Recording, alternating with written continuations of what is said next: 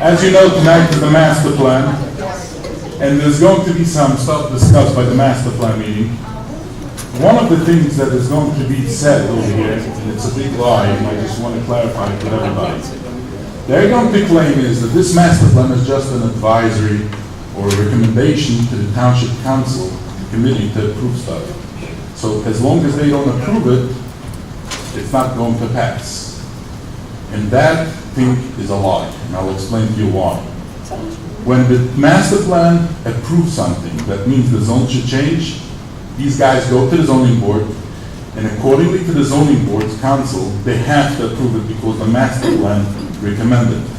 Yes, I might think it's wrong, because if the township committee didn't approve it, why is it getting passed by the zoning board? But that's how our zoning board is acting. If this board is going to approve this master plan, the township committee is null and void, and it's even making it matter worse if they don't approve it. Because, as you know, our planning board is quite a good planning board. But once you go to the zoning board, there's some shady people over there. I'll give you an example. The chairman over there is like a cancer to the rest of the board. As long as he is there, I'm not mentioning any names, and the attorney wants me to stop. I don't think the meeting started already. These people are sitting over here. I could entertain them a little bit. I don't think it's anything wrong. I'll make sure, I'll cut it short. I'll make it under 4 minutes. I'm just bringing out this is where this stuff gets approved. It's not like we're waiting for the township committee. Now, if you go to the zoning board, it makes matters worse because by the zoning board, if they approve stuff, they usually give parking waivers like matzo balls. They give a lot of stuff more lenient than the planning board.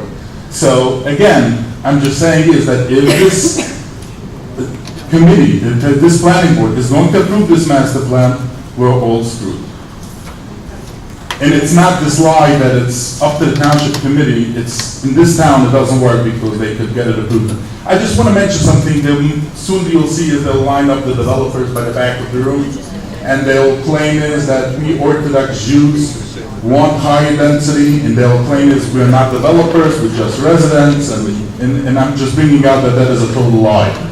I will give you an example. I was going into a shopping center, and somebody gave me flipped on me the bird. And I was like, an Orthodox Jew flipping me the bird, he must be very angry. So I actually had my hidden camera recording him, and I put it on my group, my little group, and finding out who this individual is. Because why is a guy so angry at me flipping the bird? And I found out, the information came back, he works for a developer. So the developers, I'm just bringing out, yes, most of the developers in Lakewood are Orthodox Jews. But let them not hijack you and tempt you to speak against them, because every individual in Lakewood, a lot of people don't know about this master plan. They didn't advertise it in any of the Jewish newspapers, so don't worry. If there will be 1 or 2 people over here from the community that knows about it, it will be like a miracle. But any Orthodox Jews that you will see, is most of them are developers.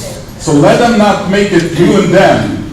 It's not about you and them. The roads are unsafe. Whoever lives in Lakewood is on his own risk. You drive down Route 9, you could see every day there's accidents over there, and it's not seniors that get involved in the accidents. You see is mothers and kids. That's what all the accidents, what you see. So it's basically it's them. So don't make it between you and them. It's not them. The Orthodox Jews are suffering the same as you are suffering.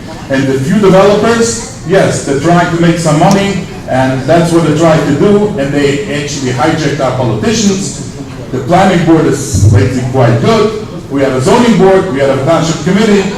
Don't let them make it into a racial component. Yes, they will come up and say, yes, we Orthodox Jews, the developers, want higher density. I looked in the Bible, I looked in all the religious books. It says, and I didn't find it, where it says that all Jews have to live in Lakewood. I didn't see it. So again, I'm not trying to make it into a racial thing, but when a developer comes up and is using the Orthodox Jewish religion for higher density, don't buy it. And don't get tempted to argue against Orthodox Judaism because it has nothing to do with Orthodox high density. We didn't find it in any of the books, and it's all the argument is high density, higher traffic, and we can't drive through, and it's basically dangerous on roads. That's what the argument is. It has nothing to do with religion. Thank you very much.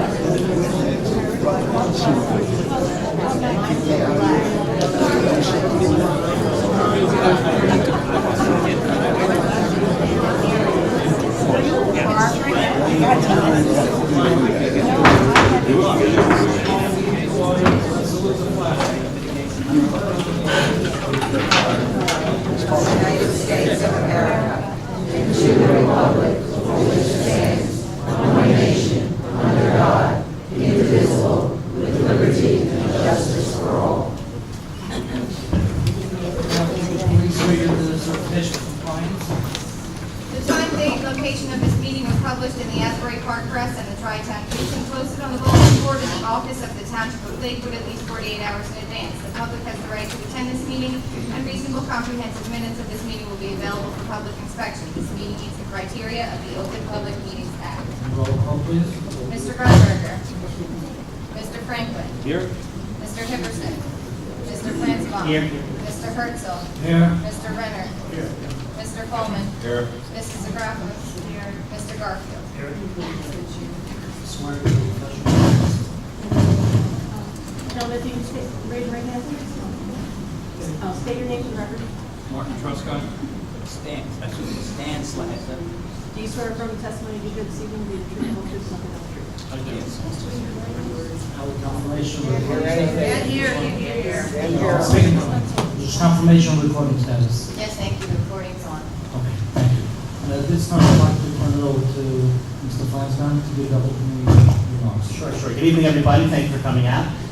With the permission of the chairman, what I'm going to do is I'm going to lay out the format of tonight's meeting. I know we've seen each other many times over the last year during the Master Plan Advisory Board hearings. And before those hearings, I always gave a brief introduction as to what we're doing here and what the format's going to be like. So because I chaired those meetings, the chairman asked me just to give the format to everybody this evening. I hope I don't bore everybody too much, but this will only take about 3-4 minutes. So as you know, the Township of Lakewood has been re-examining the Master Plan report for the last 12 months or so. The Township set up what was called the Master Plan Advisory Board, and that advisory board consisted of several subcommittees. Each subcommittee was tasked with particular items that they had to look at. The whole process took about a year. We had many public hearings. Like I said before, many of you have attended those public hearings in the past. And about a month ago, a draft master plan report was distributed by T&M Associates, who's the township planner. So now what happens is that this draft report has to be reviewed by the planning board and has to be formally adopted by the planning board. The planning board has the opportunity to either adopt the report as presented, or they can make revisions, modifications. And then that report, I'm still going to call it draft form. That report is then going to go to the township committee for their review and adoption. They could revise it, they can modify it as they see fit. So this is like, the second step in the process, so to speak. It's a 3-step process. First, the Master Plan Advisory Board, then the Planning Board, then the Township Committee. The master plan, I'm sure, I know that I've spoken to some of you, you've read it. It's approximately 325-page report, and it's quite voluminous. And we've come up with a format that we think will afford the planning board an opportunity to look at it in a concise and logical type of way. So what we came up with was that tonight we're going to go through the proposed land use map, which is contained within the draft report. And in addition to the land use map, there are certain recommendations of the Master Plan Advisory Board for future development patterns. So what I mean by that is that with new development, whenever you look at new development moving forward, we decided that you have to look at increased infrastructure, wider roads, both on main roads, also interior streets within developments. And there's a whole slew of recommendations that come along with some of these proposed land uses. So what we're going to do is we're going to have our planner go through the proposed land use map. He's going to present the proposed land use map to the planning board members, of which the planning board members have already reviewed the map on their own, but now they're going to hear it from their planner.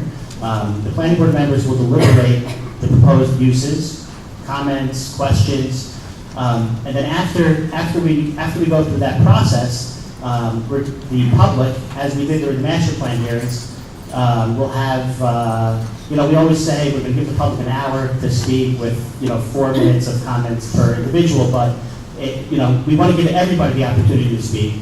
So if it goes beyond an hour, or if a member of the public is offering constructive comments and they need more than 4 minutes, then nobody's going to shut anybody down. And that's what we did during the master plan hearings. And the chairman has indicated tonight that he will do the same thing. He wants to give everybody the opportunity to speak.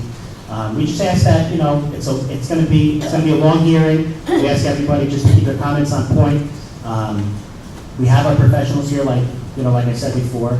And we're going to have another meeting tomorrow night, and then 2 more meetings next week.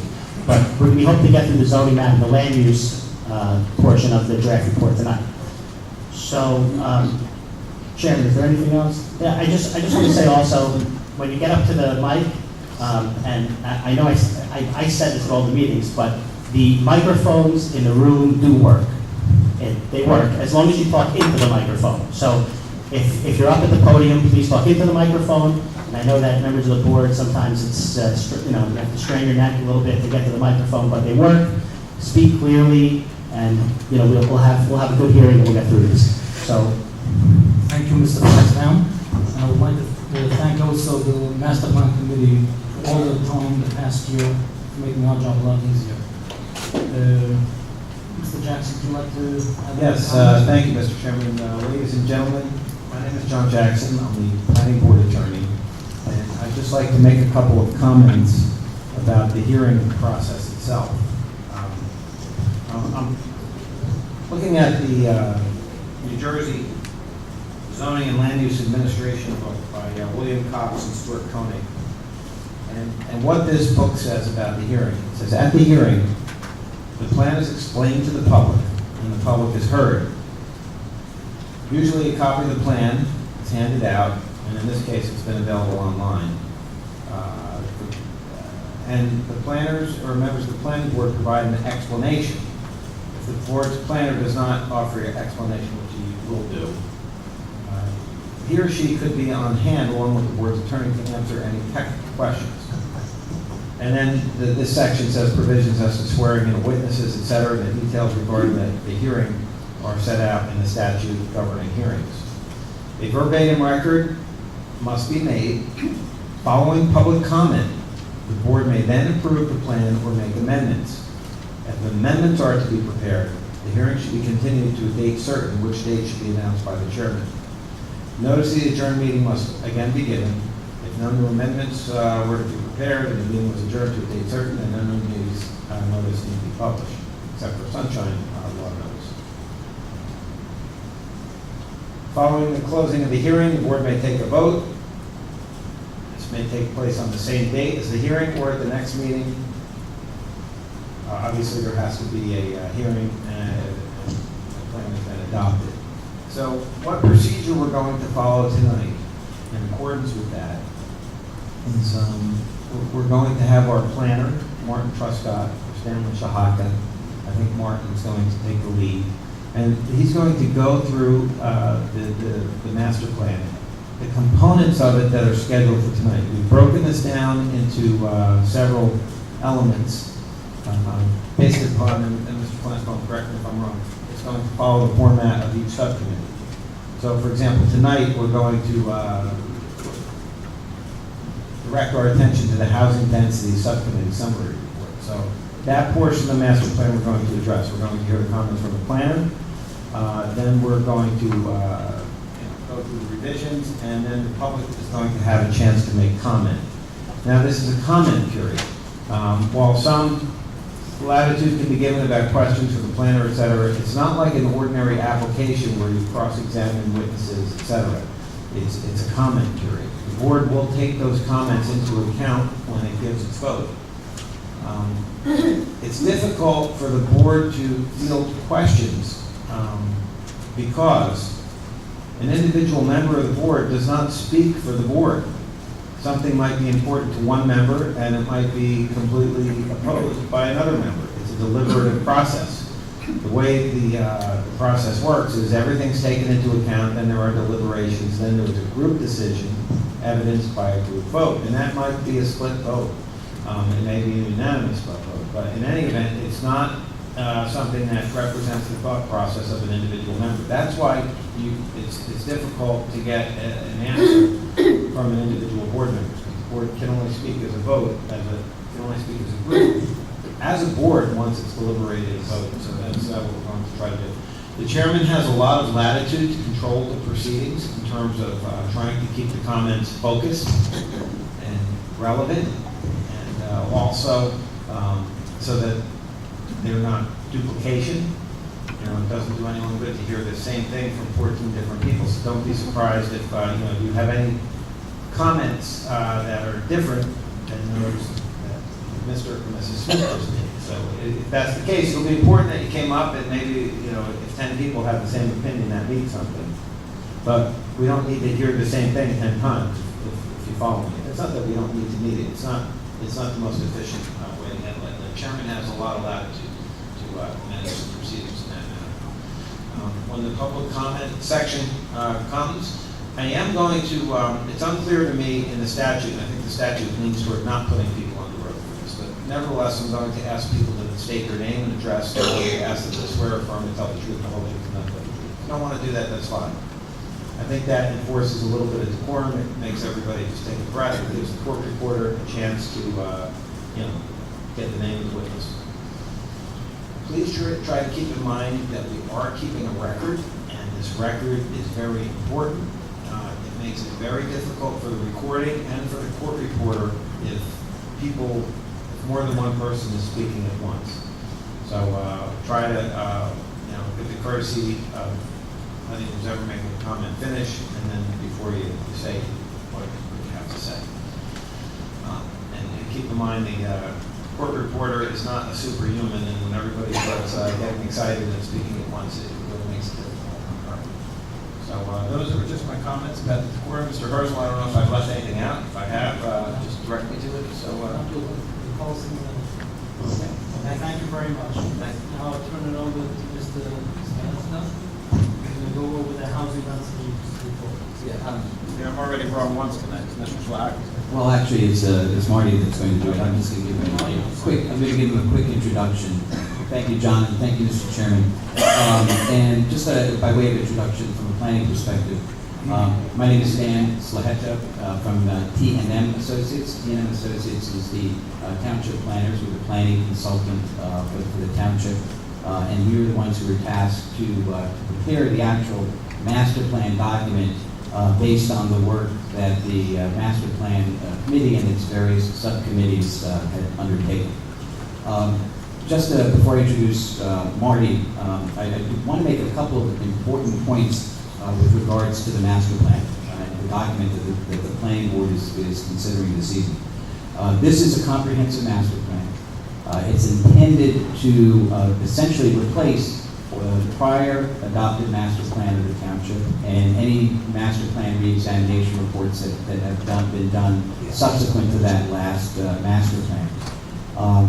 The master plan document is an important document from the standpoint of governing land use in the township or really in any municipality, in that pursuant to the state's municipal land use law, the land use plan element, Marty is going to talk a little bit about that in just a moment.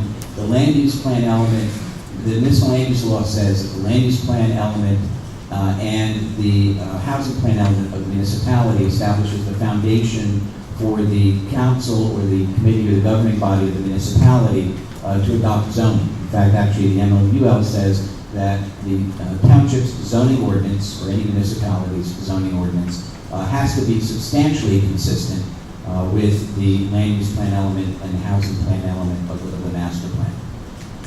So the master plan in of itself is a very, very important document that sets the foundation for land use decisions within the community. Just a point of clarification, just a minor correction, Mr. Flanstown, that the planning board actually adopts the master plan. The governing body does not adopt the master plan.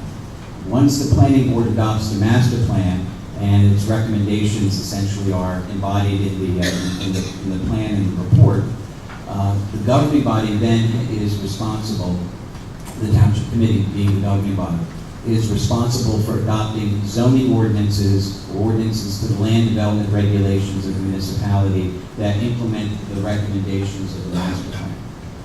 They could decide not to adopt zoning changes, or they could adopt zoning changes that are somewhat different than what is recommended in the master plan. But they have to do it by an affirmative vote of their full voting membership, and they have to set forth the reasons in writing for deviating from that, from those recommendations. In turn, the master plan also is an important document with respect to other land use decisions in the community. The zoning board of adjustment within the municipality, in this case the zoning board in the township, is actually guided by recommendations that are contained in the master plan. And therefore, applicants before the zoning board of adjustment may need to, or may submit an application before the zoning board for what's called a use variance, or to request a use that's not permitted in the zone, or some other type of variance that's similar in nature. And they have to reconcile their request with the goals and objectives, the intents and purposes of the master plan of the municipality. So it's a very important document, both from the standpoint of governing body actions in terms of land use policy, as well as an important document for the zoning board to consider in evaluating requests for variances to that board. And clearly the planning board also uses it as a guide and a framework for its various land use development actions, reviewing both development applications as well as setting other land use policies for them and planning policies for the municipality. So it's a large document. It's a large document because it contains many different elements in addition to the land use plan element and the recommendations that you're going to be hearing from Mr. Truscott in a moment. There are sections such as a section dealing with open space and recreation. There's a section dealing with conservation and land preservation, preservation of land for environmental purposes. There's a section that discusses infrastructure and utilities, another section that talks about community facilities, and a whole variety of other land use policies and issues within the community. So it's a pretty comprehensive and omnibus document that the board is considering. So its deliberation on this is going to be deliberate, and it's going to be thorough, and I would anticipate that we're going to hear a lot of good comments from the public on various aspects of it, and the board is going to consider those. So with that, what I'd like to do is introduce Mr. Truscott, and he's going to start walking us through some of those recommendations. Thank you, Stan. Thank you, Stan. Again, my name is Marty Truscott. I'm also employed by T&M Associates. I'm assuming everybody can hear me. I'll try to be closer to the mic. Okay. Okay. As Stan mentioned, I'm going to walk through the housing density subcommittee report and also aspects of the land use plan recommendations. So first, I want to go through the housing density subcommittee report, and anybody that attended the housing density subcommittee meeting has heard this already. So I'm going to summarize those recommendations. So first off, the subcommittee, the housing density subcommittee, met several times, and they reviewed carefully the different neighborhoods and locales of the town and took into consideration prior planning documents. They made a series of recommendations in terms of the land use plan that was eventually turned into zoning districts, and they also made some recommendations for changes to the zoning ordinance that affect design. And those are, I think, pretty critical to the master plan and also the future development of the town. So those are not only development recommendations, but those affecting design of those developments, and those are the aspects that everybody are affected in each way. So there were 6 design recommendations or assumptions that the housing density subcommittee made. Let me quickly go through those. That all interior streets are wider than what's required under the RSIS. Now, the township may have to get a special area and a standard for that to have a wider street, but the subcommittee felt that was an important consideration in terms of circulation, better circulation. Secondly, that a significant part of the development area, greater than what's required now, be set aside for open space. Right now, there are some requirements. The subcommittee felt that they should be increased.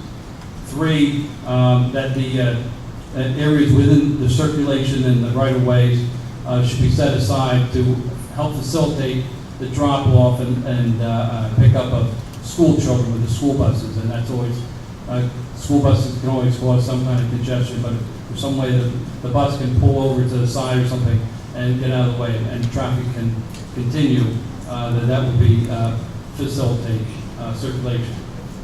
4, that an area be set aside within new developments for solid waste containers, so that would also, again, facilitate circulation. 5, that in terms of new developments, and so that they don't encroach and impact on existing development, that a wider perimeter buffer be provided so that there'd be some separation between the new use, and also that along busier streets that a deeper setback is provided, so that provides some sort of an aesthetic provision for the development. That's only for residential? Pardon? That's for residential? For residential development, yes. And not for commercial? Not for commercial. Thank you for the clarification, yeah. So commercial would need the exposure? Yes, that would be for residential. So, and also provide some separation between the residential development and the housing unit,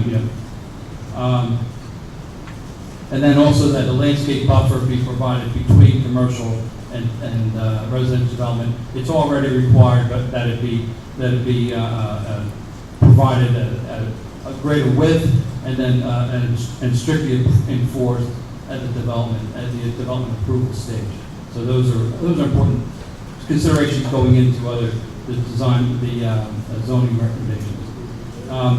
And then the subcommittee was also very sensitive to the whole idea, the whole thought of timely infrastructure, and that affects not only provision for circulation improvements, but also for the water and sewer improvements, that they be provided in a very timely manner and integrated and prioritized by the town prior to new development. So that was also a recommendation. Another recommendation that's not geographic is also that that the township provide adequate and sufficient additional lands for school sites. So that's another important recommendation of the subcommittee. Going into the more land use plan type recommendations that the subcommittee provided, there were, the committee met and had some requests for changes. Some were thought considered appropriate, and some were deemed not appropriate. Some were deemed that they would be for further study. So let me go through those. There's about 20 different locations where changes were considered and contemplated. Only 12 were considered as appropriate for part of the land use plan and eventually part of the zoning. So let me see if I can get a map. I don't know if the map will be visible to everybody in this entire room, but at least some of the people. If I had a printed board map, it still wouldn't be good enough. But this room, I don't think is appropriate. It doesn't have a big enough screen to do that.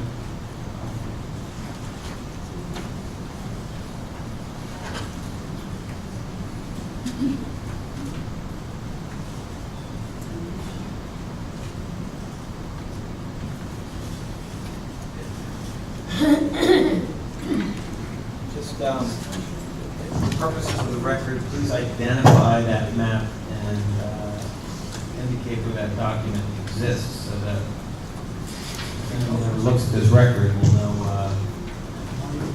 what we're talking about. Let me just answer Mr. Jackson's question. Okay.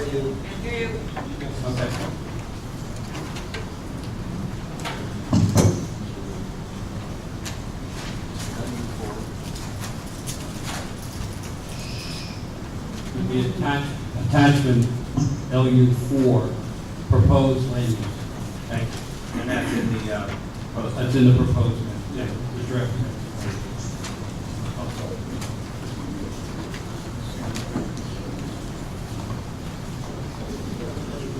That'd be page 51.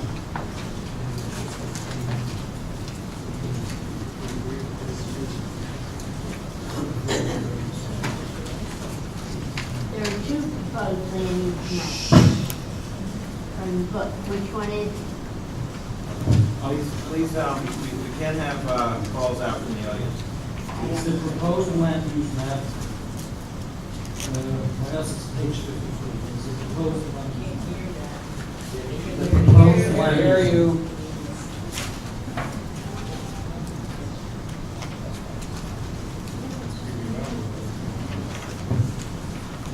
All right, it's what's up on the board, and for the record, this map is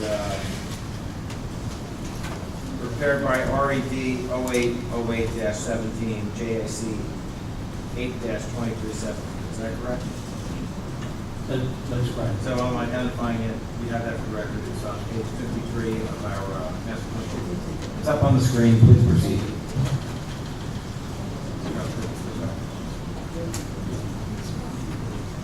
So this is the proposed land use changes. Is that correct? That's correct. Okay, just wanted to identify.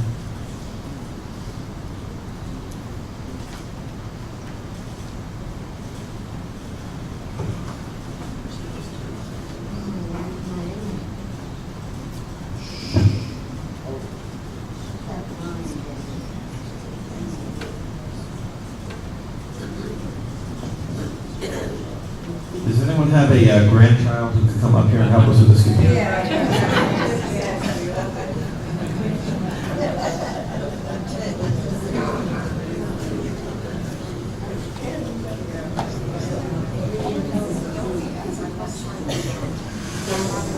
Whose grandchild is this?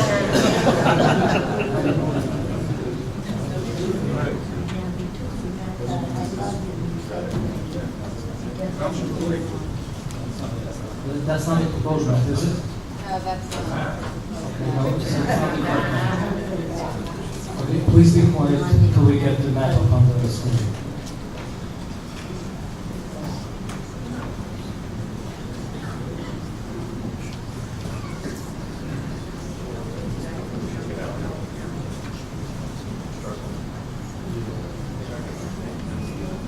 have to go up.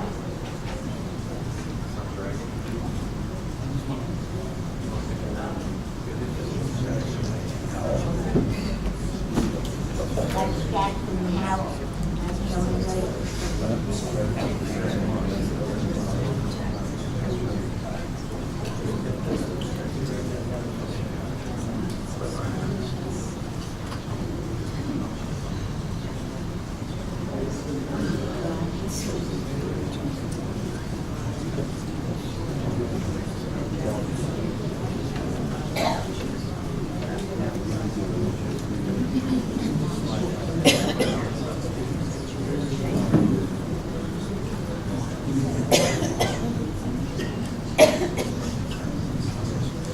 All right, here we go. Okay.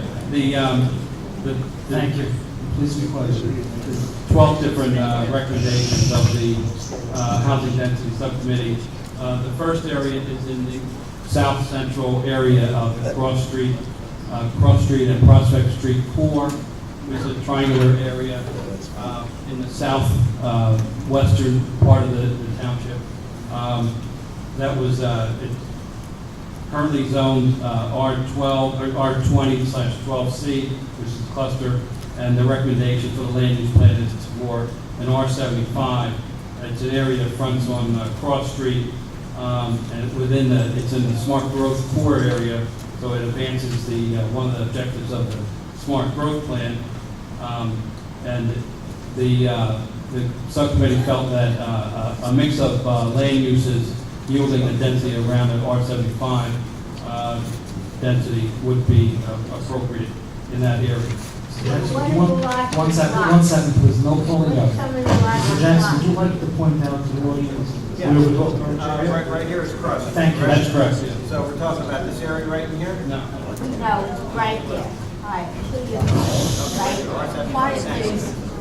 So what is the lot that's blocked? Folks, we really can't do this if people are going to scream out from the audience. We're not going to be able to do it. So we just have to, let the planner do his presentation. Any questions, please just keep your questions till after the presentation. Oh, okay.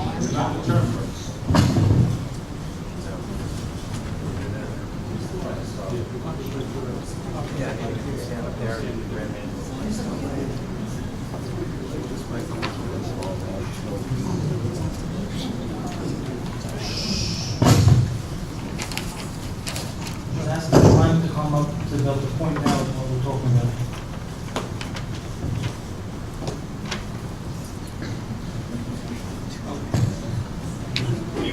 The next area is West Cross Street, just north of where we were just talking about. Right in this area right here. Okay.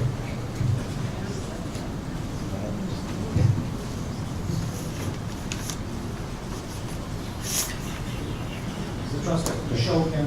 Yeah, okay. Okay.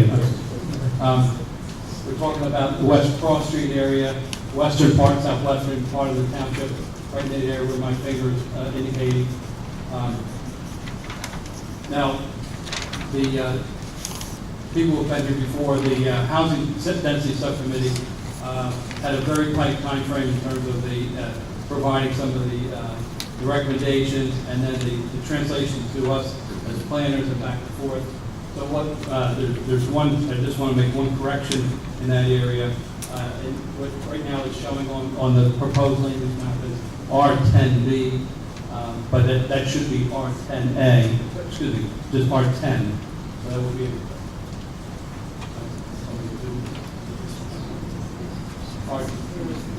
R10B, it should be R10, would be the correction that I'm recommending.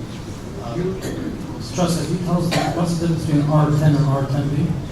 R10B would allow for duplexes within, as long as there's a minimum tract size of that, so that would be a minimum of like 10 units, so there'd be a minimum, like you can't just put one individual duplex unit, but you'd have to have a tract of duplexes. Okay. And R10, you can put a single duplex. Yeah. Okay, that's it. The Thank you. density will still be the same. Okay, thank you very much. Okay. Number 3 of those recommendations Please be quiet, we cannot hear okay. The area of New Hampshire Boulevard, Route 70.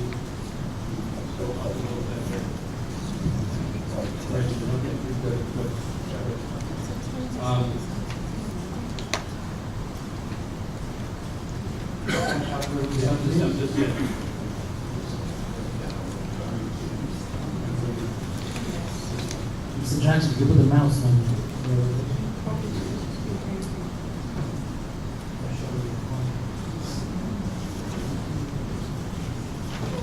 Seventy on the bottom. Yeah, something over here.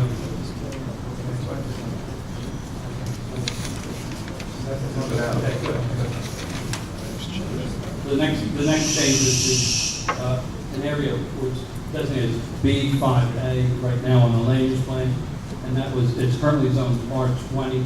This is part of it, to be part of the Route 70, the smart growth corridor to allow mixed uses within the Route 70 corridor. The difference between the B5 and B5A is it allows a number of residential uses. The next one is, again, West Cross Street and Drake Road. So we're up in this area again. There were a number of overlapping considerations, but and so in that area,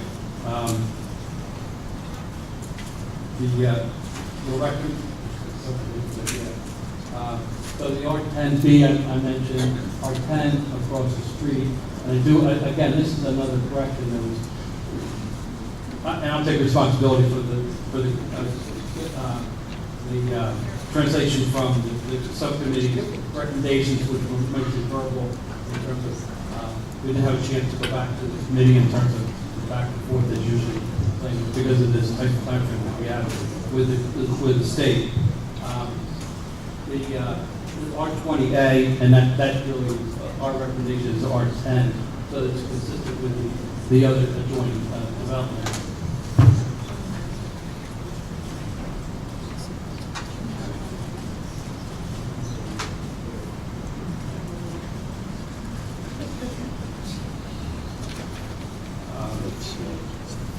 Let me sort of stay in that area.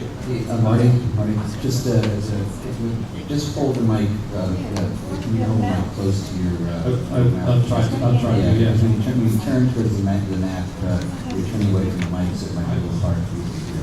I understand.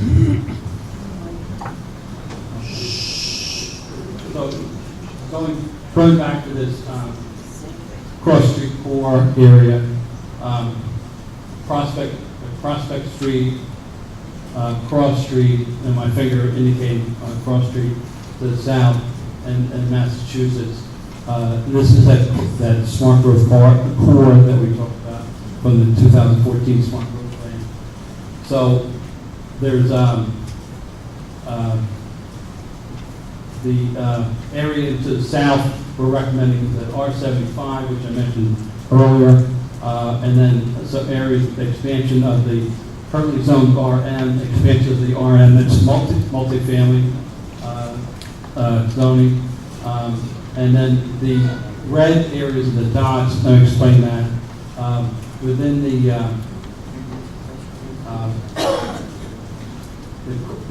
what do you call it? Within that cross street core, the PP, meaning public purpose, there's quite a bit of public property within that area, and so we're proposing that the town provide that there be a park somewhere within an area, but that's sort of as an approximate area, it's sort of the core area of the. We're not making any changes to the public property, right? We're not making any changes to public property now. Now we're Just recommending recommending a park. that so that when development occurs, that It should be a proper lot. Okay, thank you. Yeah. I'm just, okay, let me, yeah.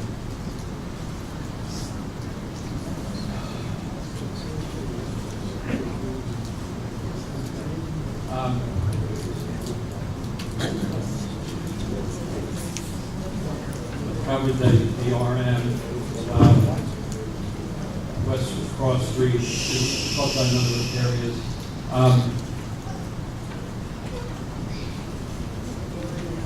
There's an area of, let's see, along New Hampshire.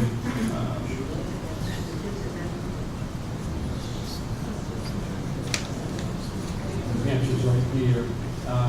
You go. Okay, an area for further study at one point.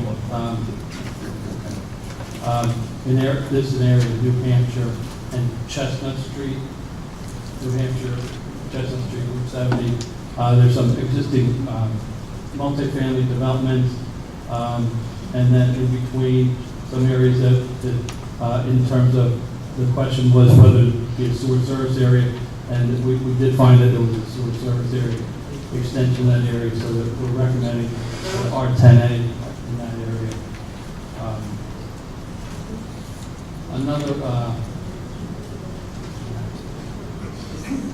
large area in terms of just another large area in terms of changes is the airport hazard zone in terms of the airport commercial area.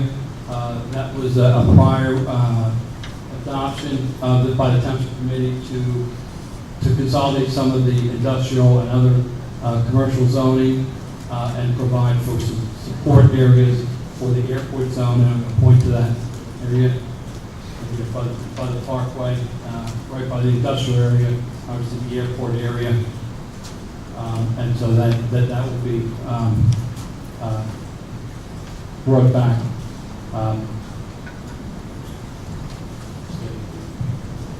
Marty, that's you're talking about the ABCZ zone? ABCZ, yeah. Yeah, Airport Business Commercial Zone is what that stands for.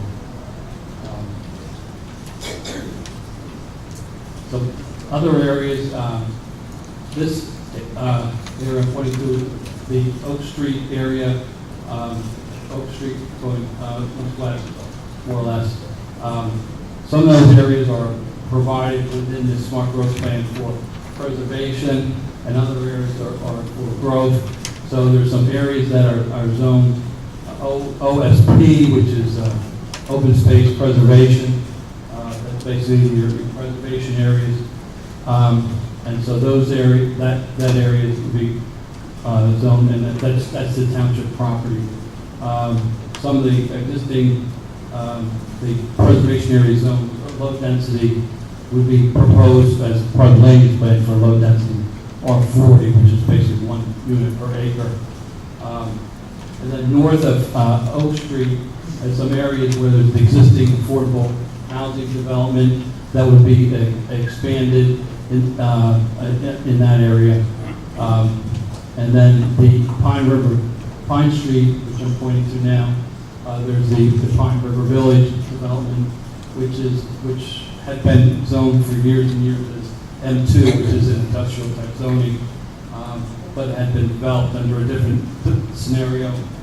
So we're recommending that for R20, which was a prior recommendation of one of the master plans.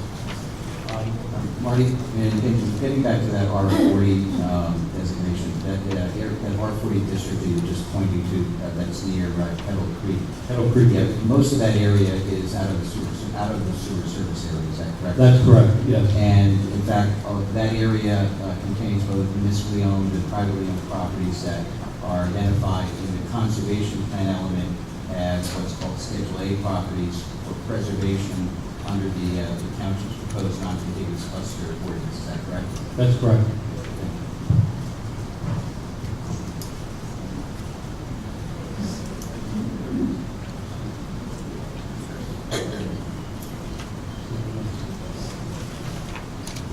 Part of the other zoning recommendations for the land use plan, we consolidated two of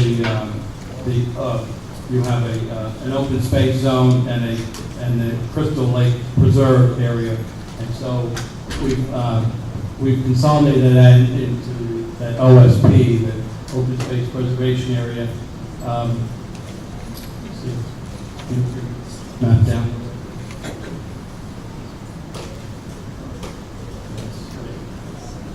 I'm pointing to, it's in the western part of the township, and that's designated as open space preserve. That's not in the sewer service area.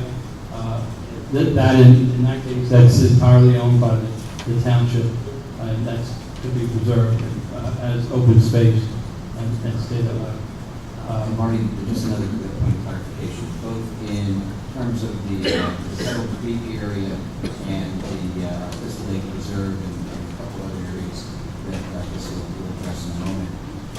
Those areas, specifically in that area with OSP, the municipally owned properties that are out of the sewer service area have just recently been put under conservation easement by the township committee, permanently preserving those properties from development. Is that correct? That's correct, yes. Yeah. And that's going to be part of it. I'm not going to go into it tonight, but as part of the conservation plan is to go through this non-contiguous cluster so that there will be some way of preserving those areas in perpetuity, not only municipal properties but private properties, I should say.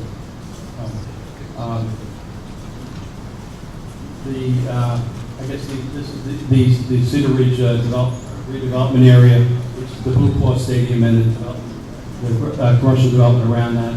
There's no changes in that area. I think that basically covers it. I think that more or less covers all the different areas, not only the housing density subcommittee's recommendations, but other changes to the land use plan map.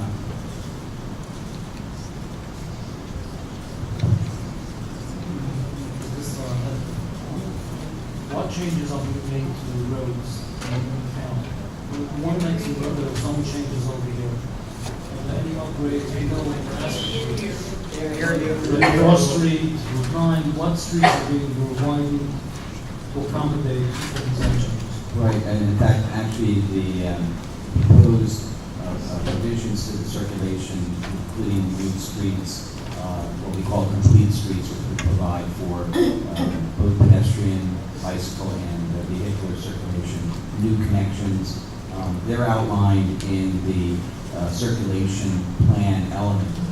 And as we've talked about in a couple of other meetings, that in the areas where you have the cross-street core, which is the area as part of the state plan endorsement that the township is directing both towards. There's a lot of functions in that area. That's right, and that's where there would be commensurate improvements to infrastructure and investments in that area, and the new roads that are under the township's jurisdiction.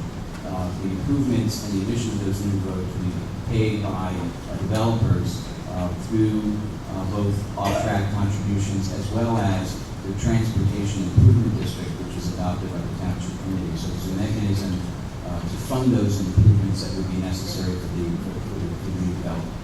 And that's all spelled out in the circulation plan element of the master plan, which we'll be getting into. Cross Street is a county road. That is correct. And as far as you know, the county widening it right now? I'm not aware of that, but the county, that would be under the county's jurisdiction. They would be responsible for any improvements. And certainly any new development that takes place would have to get county approval and contribute appropriately to any improvements that would be necessary to the county. I think a lot of people would like to see any new development should bring new roads in or wider roads. Cross Street should be widened. When you make a development, it should be wide. Have turning lanes over there.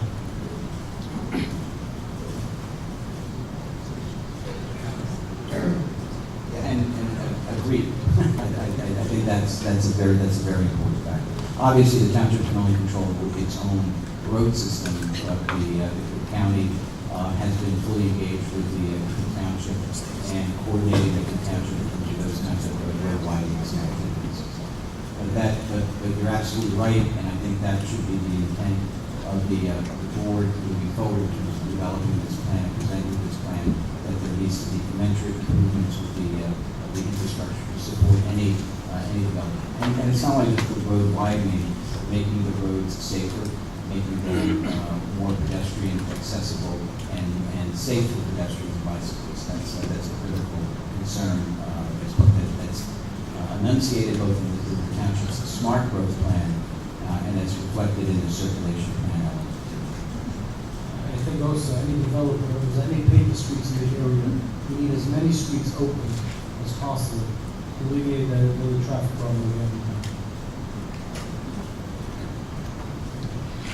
Chairman, while we're Yes. on the subject of Cross Street, if I may, Yes. the recommendations from the subcommittee seem to reference in Cross Street a lot of different changes here and there. A lot of the points, number 9, number 10, number 4, reference potential recommendation for rezoning to R10 or R12 with single family only. Yet the recommendations in the proposed zoning map show R10, which would permit duplexes. Is there a reason for that discrepancy? That would be more of a clarification from the recommendation. I think we'll have to hear from the board things, but I don't think we want to do this. We may have to have a different zone, R10A or R10B. So that's part of the process. Stop. That's part of that process to present it to the board and see what the board's comments are and get that feedback. And just to reemphasize, this is the board, the planning board's document. So to the extent that there were a number of recommendations that come from the master planning committee, and Justin could correct me if I'm speaking out of turn here, but those are recommendations to the board. The board has the responsibility for actually adopting the master plan and making sure that that master plan is to your liking after you receive appropriate public input. So you're the final determiner of what should be in this master plan document. Okay, I just have a few comments, and I will open up to any board members have any comments. On the subcommittee's recommendations, all interior streets should be wider than 32. First of all, which interior streets, only in development, and what size was recommended?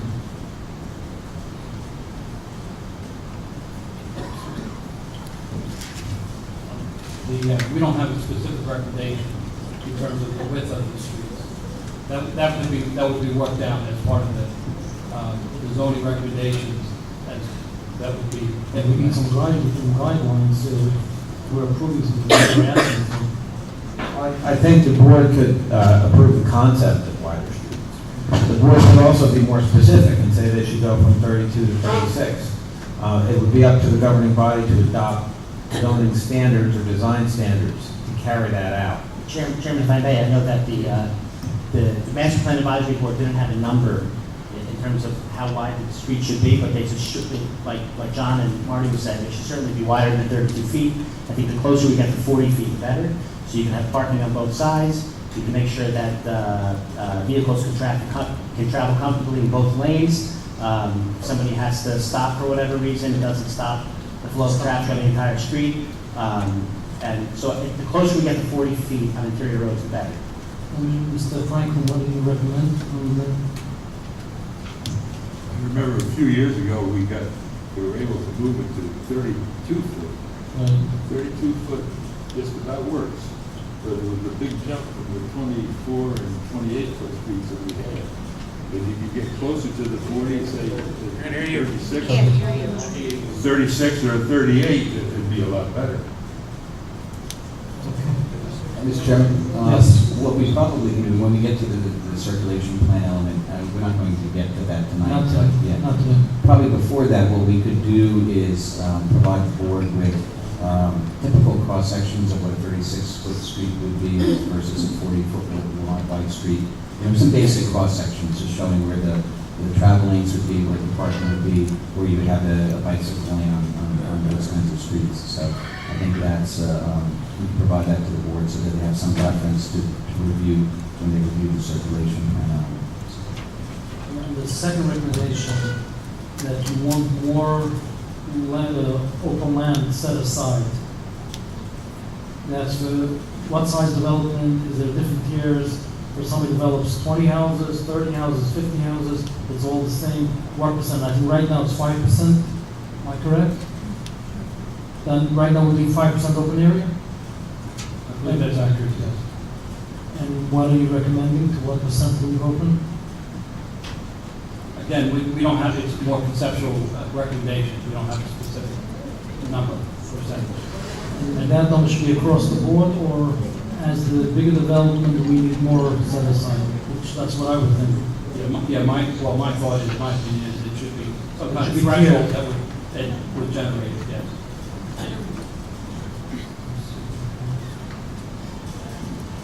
Mr. Chairman? Yes. When So we're Franklin. discussing this first page, Yes. you go back up to the rezoning number 4, an area dedicated to is developed for location of solid waste Solid waste containers. containers, yes. I really think that's a very poor idea. Some of the developments I've worked with have had a lot of problems with that. When the dumpster fills, people throw the garbage next to the container, it's a mess, it stinks. The individual cans that we've been working with over the years has worked very well. There's a lot of traffic on the street, you can always park in front of your driveway, but I would definitely not go into that container business. I think I agree with that. I used to live in a development where there were big solid waste containers and the garbage was all over the place. Just small. Another explanation, okay. Now, number 3, an area dedicated to development on interior streets should have a pick-off and drop-off for students.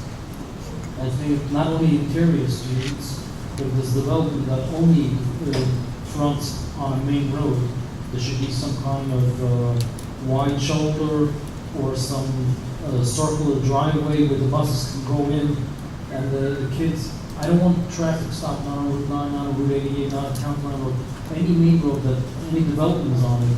We should have some circular driveway over there that the kids could be picked up and over there. That's not one.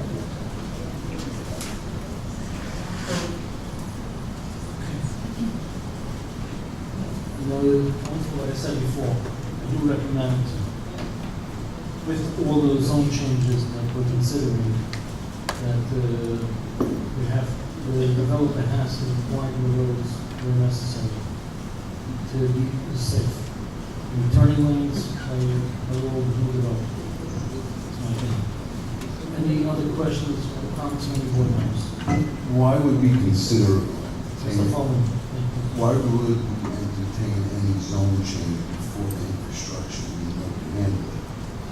You're saying that the county, you're not sure what they're going to do, they might not, that's great. So what are you been talking about this for? We should find out first if they're going to do anything. Once you know what they're going to do, you know what you can do. Because if they aren't doing anything, you're wasting our time. You really need a vision of where you're going to be going, where your growth areas are, where areas need to be addressed, where the development is going to occur.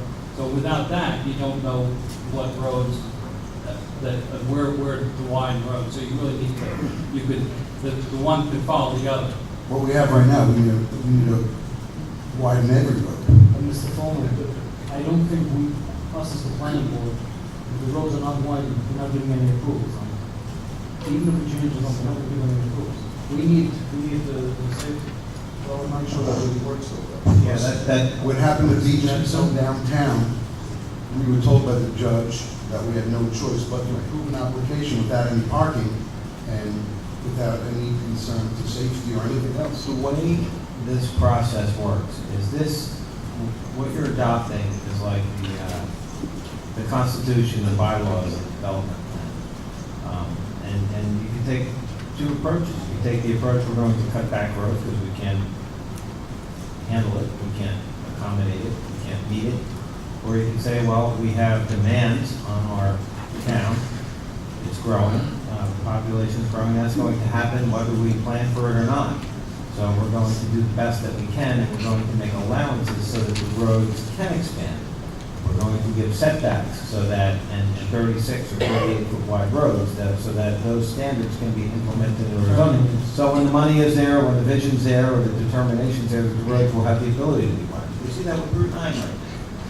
You know, we've done that, the board has been very vigilant in not letting people get approvals within the setbacks for the future planning of the widening of Route 9. That may happen, it might not happen, but our planning is geared toward trying to facilitate that if and when it. Because our vision is here. So it's a vision and it's a balancing of interest. You can pull back and say, this is it, we're not growing anymore and we're not going to accommodate it, and then when it happens anyway, then you really have a problem. Or you could say we're going to try to anticipate what's going to happen and lay the groundwork, so hopefully the pieces will all come together at some point. And Mr. Fullman, you're right, you might say, well, we're just dreaming. We're not going to get, it's not going to be magic. More density, then you're creating more growth automatically. So that's what this process is about, trying to adopt the proper vision and balance all the competing interests. You can ignore that there's going to be growth, and maybe there won't be if you don't make provisions for it. Or you can say, well, no matter what, people are going to move to Lakewood, we're going to expand, so let's do the best we can to accommodate it as the future comes. It's not a. Yeah, I just want to also add, let me just one now ask, respond to any questions I have. And kind of taking off from John's remarks, I think that what's important about the master plan and crafting a good master plan provides that linkage between the land use policies and the community facilities and the infrastructure. That's why you have all these different elements, and you have recommendations in the circulation plan, community facilities, and utilities plan element that provides a rational linkage between developer support for that infrastructure that's necessary. That in turn is also, the plan itself provides that balancing of identifying areas where growth is appropriate, with designated centers. In those areas where we don't want to see growth, particularly in those environmentally sensitive areas of the community, where the municipality has, as I mentioned before, preserved and put on conservation easements on its own municipal properties, and the plan recommends a non-contiguous clustering ordinance to preserve private properties in those areas where there's no infrastructure. We've already started to balance out that infrastructure, identifying areas where are appropriate for sewers and roads and areas that are not appropriate, and crafting the plan accordingly. So it's the board to make the determination of two things. First, is there an appropriate balance between growth and preservation? And two, where we have to identify areas for growth, is there a specific enough recommendations to put in place the implementation mechanisms, like a transportation improvement district, contributions for infrastructure, that will provide the funding necessary to improve the roads and support the infrastructure that's necessary for growth. Not to belabor this, but I just want to emphasize one thing. Mr. Fullman's 100% right. If this board adopts a master plan and that provides for growth and allows greater density in different areas, and the governing body consistently with that adopts zoning regulations that allow that, and then a developer comes in and says, I want this density, I want this approval, they're complying with the zoning ordinance, and then there's a by right application, and the board is restricted in saying no. I mean, you can't arbitrarily say no just because the roads aren't there or whatever. So this is the time when you address that. So you can't think, well, we're not going to give an approval later.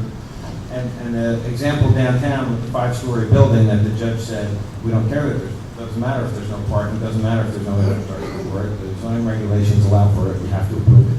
So that's a very important point. I don't want to belabor it, but I think the board understands that. Maybe one way that we may be able to, I'm just thinking of to bridge as a need for more housing. I can't hear you. I think one way maybe that we could bridge between Mr. Coleman pointing out Mr. Herzog would be when we adopt the master plan and we recommend certain zone changes, in the recommendation it says, let's use Pine Street, for example, or some area that either anything that goes or collective, that's a collectible to the areas around it, anything that happens in that area, the ordinance should be changed only after the infrastructure is done. So let's say it's dualizing any road. I mean, let's take Cross Street. After Cross Street has a turning lane, so to say, or it's dualized, I don't know what the plan is. Whatever the plan is, that's when we'll recommend the zoning change. Does that make any sense? That's a catch-22 though. I mean, you have to adopt the policy now, you have to adopt the vision for the future. And if you don't do anything, then that might. So the vision is that when the road is wide, when the infrastructure is there, at that point, we're recommending to the township, at that time, we should adopt higher density. I think you could put that in the recommendation, but I think that they will adopt based on the framework that the master plan provides for the growth of the future. You know, you can put that in there, but they don't have to follow that. Mr. Slanez, one question. Yeah, sure. There is an impact fee in town. It's a transportation improvement district, right? Okay. Is that all over town? Every building's required, every zone? No, actually, it's the town in the transportation improvement district plan is It's called divided. TID? Yeah, TID. It's divided into 6 areas initially when we were doing the planning work on this. And the 2 areas that where the TID has been adopted for is the southwestern portion of the town and the area by Oak Street, the Oak Street core. Those 2 out of the 6 TID districts have been adopted in Why one is place. it all over town and we should have money for the roads? Well, and that's actually one of the recommendations in the circulation plan element that the township committee adopt a township-wide TID. The reason why, just very briefly, the reason why those 2 areas were selected because of the fact that that's where the most growth and the most need for new infrastructure was identified. And we wanted to do exactly as we suggested, make sure that we had a plan in place that had payment of infrastructure. 2 points I wanted to make, which is important for the board to understand. First of all, we don't want ad hoc decision making. That's the last thing we want to have done. So, well, we're going to put this zone in place once we have this infrastructure available. That creates ad hoc decision making. And the idea that's the antithesis of what you want is a comprehensive planning approach. The second part of it is that you want to put the burden on the developers, not the municipality. You want the developers to say, well, look, Lakewood Township, you got to better put these roads in because we're all balled up. We need the housing, we can't do it, and you need to put the infrastructure. It's your responsibility. It's got to be a partnership between, and particularly the significant burden being placed on the development community. What you need is, and hopefully what the plan does, and if you want to change the plan, revise it so it's much more clear and direct, clearly it's up to you. What the plan is supposed to do is put a comprehensive framework for the land use decisions and decisions on infrastructure, so they work together. And if there are places where that needs to be much more forceful and clear in the planning document, then obviously the board can request those changes and make sure that language is in there to its satisfaction. I think it has to be universal all over town. Every developer whose building has to give money to TID or impact fee, that we should have money to widen our roads, make turning lanes, make it safer like here. I'll explain where I'm coming from a little more. When we adopt the master plan, it's up to the township committee to adopt ordinances, pass ordinances based on the master plan. If there are certain parts of the Shut master yourself plan, if there are certain parts of the master plan that are adopted in ordinances, for instance, zoning changes based on the new zoning map, but the other parts that have to go along with it, that have to work with it, to make those zoning changes work, don't ever happen.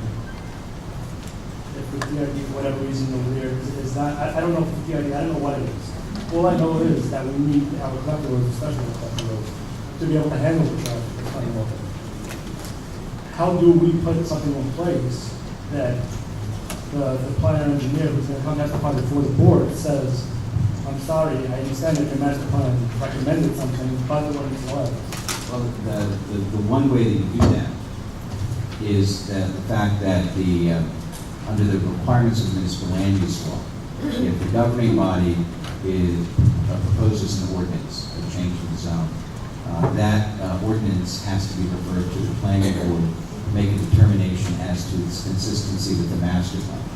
So for example, if the zoning, if you're suggesting that the township committee will adopt the zone changes, but not the other important implementation tools such as TID or whatever, and the master plan recommends that those types of provisions be put in place commensurate with the zone changes, then when it gets referred to the board has a responsibility to identify the fact, wait a minute, what you're proposing to do is not consistent with the master plan because you don't have the other part of the piece in place.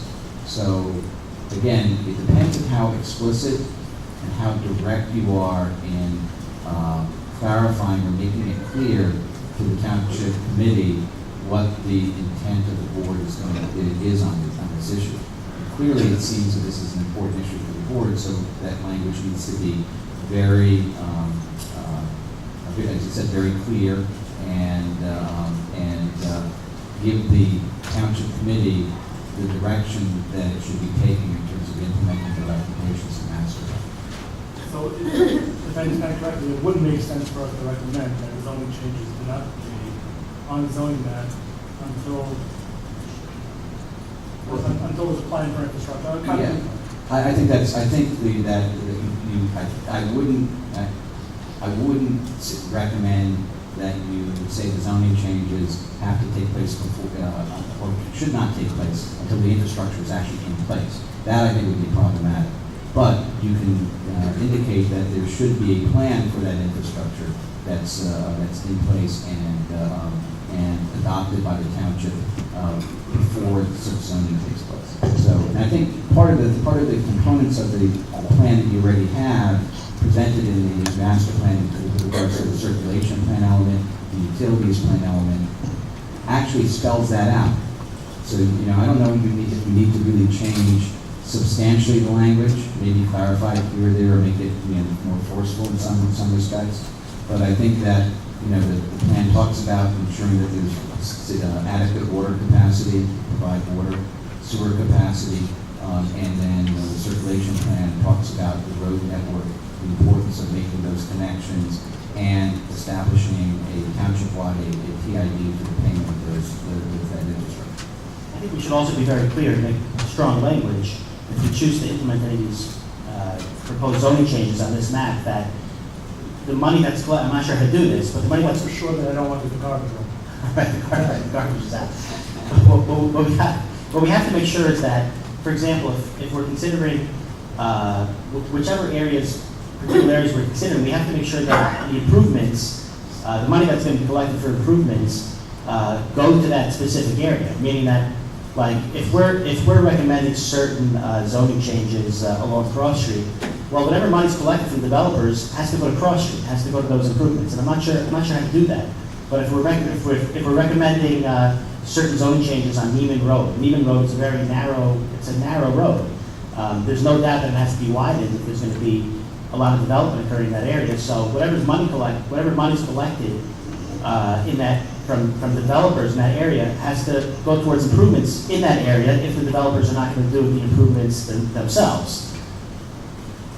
And actually, in the TID, the actual needed improvements are identified, and it is actually the TID plan that accompanies the ordinance is very detailed, both in terms of the nature of the improvements that would be necessary and the cost allocations that are provided to developers that develop projects in those areas and how that gets applied to. But I think that language can be also included in the language plan element to say exactly what you just said. So I think it's not I think the concept of linking land use decisions with the necessary infrastructure to support it, as well as land use decisions that balance growth with preservation opportunities. I think those are things that need to be embodied and should be enunciated very clearly in the master plan. They are to a certain extent, but we can always improve that. If you don't mind, if I could find my number one over here on the. Can I just add one thing? There does seem to be some support in the case law for off-site improvements that are necessitated by traffic generated by the particular site, although it's really tricky. It has to be done by ordinance. And the idea is, you can't have someone developing basic fairness. You cannot pay for all the township's woes. It has to be tied into that specific development. So, I mean, I think it's naive to think that you're going to make developers, future projects, solve the problems on Cedar Bridge Road or on Route 9 but there can be ordinances that relate to the specific piece of property and can go into off-track improvement. So, you know, you can try it. I'm just telling you that it's difficult to enforce that. And without, you know, again, without spending so much time on this, but it seems to be a very, very important point, that in fact, actually, that's a very good point that John makes, because the TID ordinance itself doesn't contemplate that developers are paying for it in its entirety. There is a public share to all of it, and where if you do make any exemptions or change the categories of what development should in fact contribute to the TID in any part of the township, that just basically changes it to a greater burden on the township. But there is always going to be a township component to any infrastructure investments that are going to be taking place. And certainly for county roads, the county has a role and responsibility in funding those improvements as well, from sources that might be available from a variety of different funding sources. Thank you. Mr. Renner, go through your comments. On number one, the interior streets, where it seems like it's talking to developments, and the interior streets development should be wider. I would recommend the board's person that all streets, not just in the development, but when someone develops, I think not in the road, but they are. That's also, it's a very narrow street. When that gets developed, it shouldn't get developed at it should get developed wider than 32 feet if possible. So I think we should come up with a number too. I support you. We should come up with a number. yeah, we should come up with a number, and maybe something that, I mean, the planners know better than us. What is the city, I mean, we're a city, so what's the city's, there's parking on both sides of the street. A lot of right-of-ways are 50 feet. I mean, it really, It really varies, and as I said, we can provide you with some typical cross-sections so you can have some level of comparison. But remember that you're not going to suddenly increase right-of-ways and acquire properties if it's not in your, it's not already set forth in on the tax. So we have to be careful about that as well. And we're talking about new development. so yeah, new development, yeah. Oh, so we're not really doing our streets, okay, next. Just, number three, if you could just explain to me what you envision for the school buses. My understanding is that even if the school bus was have a puddle on the side of the road, flashing red lights, everybody has to stop. What's the idea behind the school buses, and what do you envision for the school bus pickup? And keep the traffic. Like 75 for that circle. The traffic circle. So are we looking at a circle walk every road as we go? There should be a designated area for the students to pick up. I don't want any traffic stop on any road. Okay, now we're also talking about so are we talking about off main roads as well, when there's development that off the main road, we should be over something that should be I think definitely. I think main roads is more important than in the developments. You have kids standing on County Line Road, Route 88, it's very dangerous. Does that make sense from a planning perspective? The problem with 88 is that they're going to be designed by the state and the county no matter what the planning board does. We really don't have jurisdiction over state or county roads. But we can tell them on your property to make like a circle, driveway, The county has standards and they're going to. When I don't want a double opening. What did you envision? Number three. Envision more of a cut in on the interior street idea, more of a cut in so that there would be an area that a bus could jump off. And it would be more of a designated area within the development. There would have to be limited number of cut ins so that could do that. So and you have to really work with setbacks of the development too. So you have to work that together. The short answer is that there's not a specific design that I don't believe that because it's going to vary depending upon the development. I think the most important thing is that you want it safe, it's designed safely, and you want to ensure that where the school children are being picked up and dropped off within the development, that there's an opportunity, for adequate circulation that's associated with it. But I don't think there was a specific design that was recommended. Thank you, Chair. Yes, Margaret. So, Oh, one Angela, I'm comment sorry. about number 3, under the motor vehicle law, the only way you're going to not stop other cars from circulating is if you have a barrier or an island. So it does have to have that there. It can't just be like a pullover, like a city bus in New York. That's true. Yeah. With the school buses, yes. I agree with Angela. I think we should have it goes into the property and have some kind of barrier over there. Where the buses pull over and pick up the kids.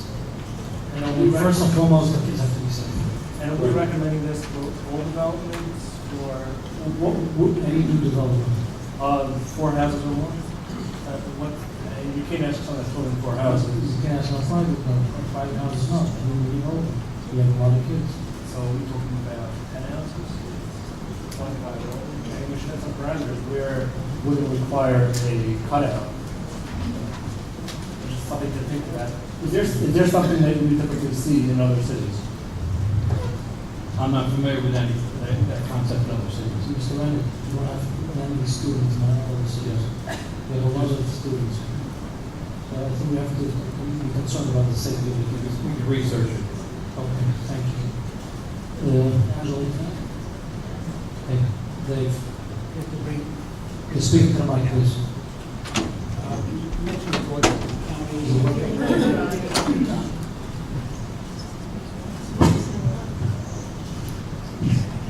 You mentioned before that the county and the state on the road would do what they want, but under what they call the home rule, the county owns from curb to curb.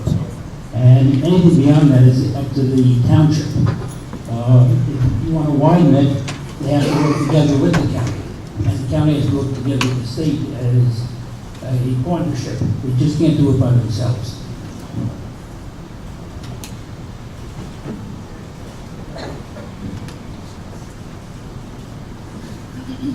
Any other questions from any board members? I don't know where I am on this. I just want to hear, has there been any discussion on the master plan regarding the difference between schools and yeshivas in certain zones? As it stands right now. Synagogue and schools. Synagogue and schools. Mr. Renner, I find that interesting because I did have one specific point that I wanted the board to be aware of that I came across in the middle of the ordinance, in the middle of the master plan book. And it's a vague statement regarding schools. And it says regarding future school sites, the planning board will continue to allow schools as a permitted use throughout Lakewood. And I just wanted the board aware that that statement was in there and confirm that that was in accordance with the board's intentions. What? And Ellie, do you remember, for some reason I remember the industrial commission once requested that school won't be allowed. Yeah, and I believe that may be in accordance with the ABC, which is now being referred to as the ABCZ zone, I believe. ABC. It's just that zone in industrial. It's a certain portion of the industrial park that the ordinance was changed to not permit schools in that area. However, that ordinance was overturned recently. I believe it was not noticed correctly. However, this proposed master plan shows the reestablishment of that zone, I assume with proper notification, similar to the way it was before. Any other comments? I noticed, I appreciate the leeway, Chairman. I noticed a few areas on the proposed land use map where these zones are recommended to change, and that was not specifically pointed out to the board members this evening. And I'm not sure how thoroughly everyone had a chance to look at the map. And given that this is being adopted as essentially the planning board's proposed land use map, I think the board should be familiar with everywhere that there are changes being proposed. And I would like to see all the changes. In addition, before voting on this map, if it's possible, I don't know whether tomorrow night or not, but it's possible to have tomorrow morning circulated a corrected map without all of the things that are on it. Probably shouldn't be a lot. I just want to be able to just see what I'm voting for. Molly, would you like to say what was left out? Molly? I can Would you point use- out a few areas that just caught my eye that at least piqued my curiosity. The first would be near the intersection of 88 and New Hampshire. It looks like there's a change to RM and B1 from the, I believe it's the R20 zone for a number of properties around that intersection. Yeah, from the R20. The second would be south of Pine River Village in the middle of the R40 zone. There's a change to the RM that I don't recall being referenced. The third is the line between the R10A and the R40 zone south of Oak Street. That looks like it's being adjusted.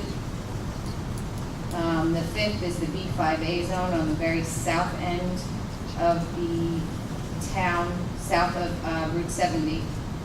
It looks like B5A is being expanded further into the R20 down there. And the final one is the appearance of an R75 piece in the middle of downtown where it's currently all R10. Ali, is that the place where we had the discrepancy of where it was on the map, what side of the street it was on? No. It's That's in all that, straightened. it's in that area, but that is not what the question was, no. And that's all been straightened out? Yes. I just thought that those 5 areas were of interest and the board may want some information on what those changes were. Okay, thank you. Thank you. So that lists everything where there's a zone between, Everything in my perusal of the existing zone map to the proposed zone changes that was not previously addressed by Tina. Mr. Trustman, is there anything else that's been changed that we have not identified or highlighted or spoken about? Jeff, let me just respond to Alex's comments. Starting with that art, you may have to remind me which some that you mentioned, the Route 88 and New Hampshire, the RM and B1. Yeah, that's an existing development, and that was from the 2007 master plan recommendation.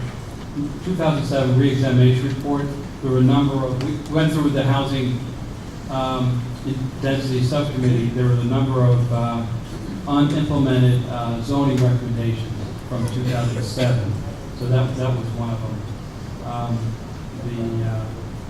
Again, the R75 that you mentioned in downtown, that's another one of the 2007 recommendations.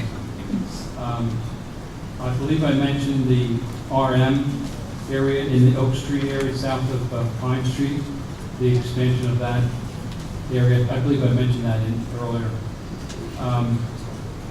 Let's see.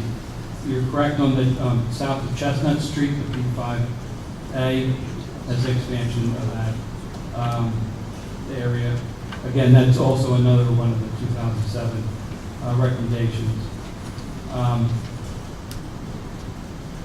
What else did I? The last one was just a slide of the line between the R40 and the R10A, right in the middle, on the south side of Oak Street, where that little box is. It just looked like maybe the R10A was expanded. That's a preservation area, the Oak Street preservation area, the Kettle Creek area.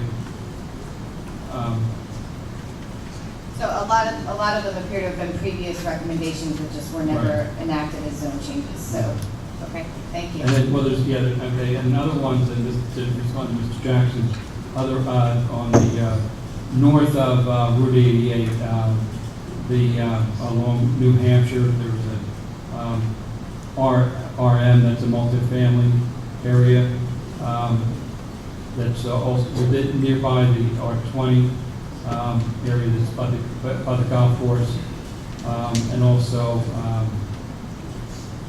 the area north of that, along south of the Lanesville Road, the R12 and RM and R75 areas are also recommended. Again, those are from 2007 re-examination report that were not implemented.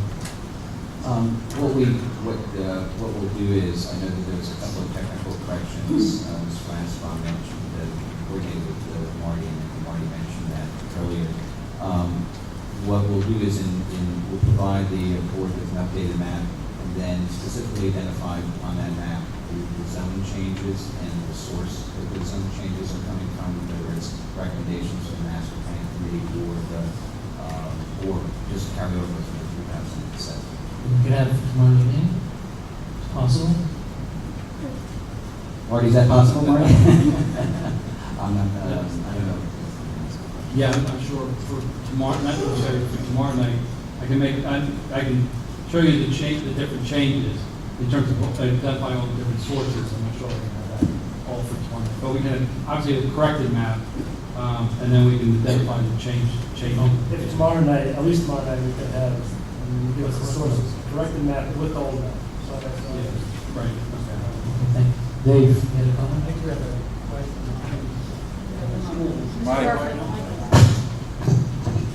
A question on the schools. Are the schools a permitted or conditional use in all zones? Permitted. If allowed, is there a definition as to what is a school? Is it a kindergarten, nursery school? If we're going to reserve land, it should be a stipulation what type of school we should be on.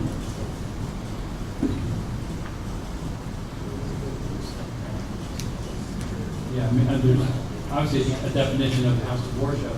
I believe so, that there would be a definition of school, but I'd have to look that up.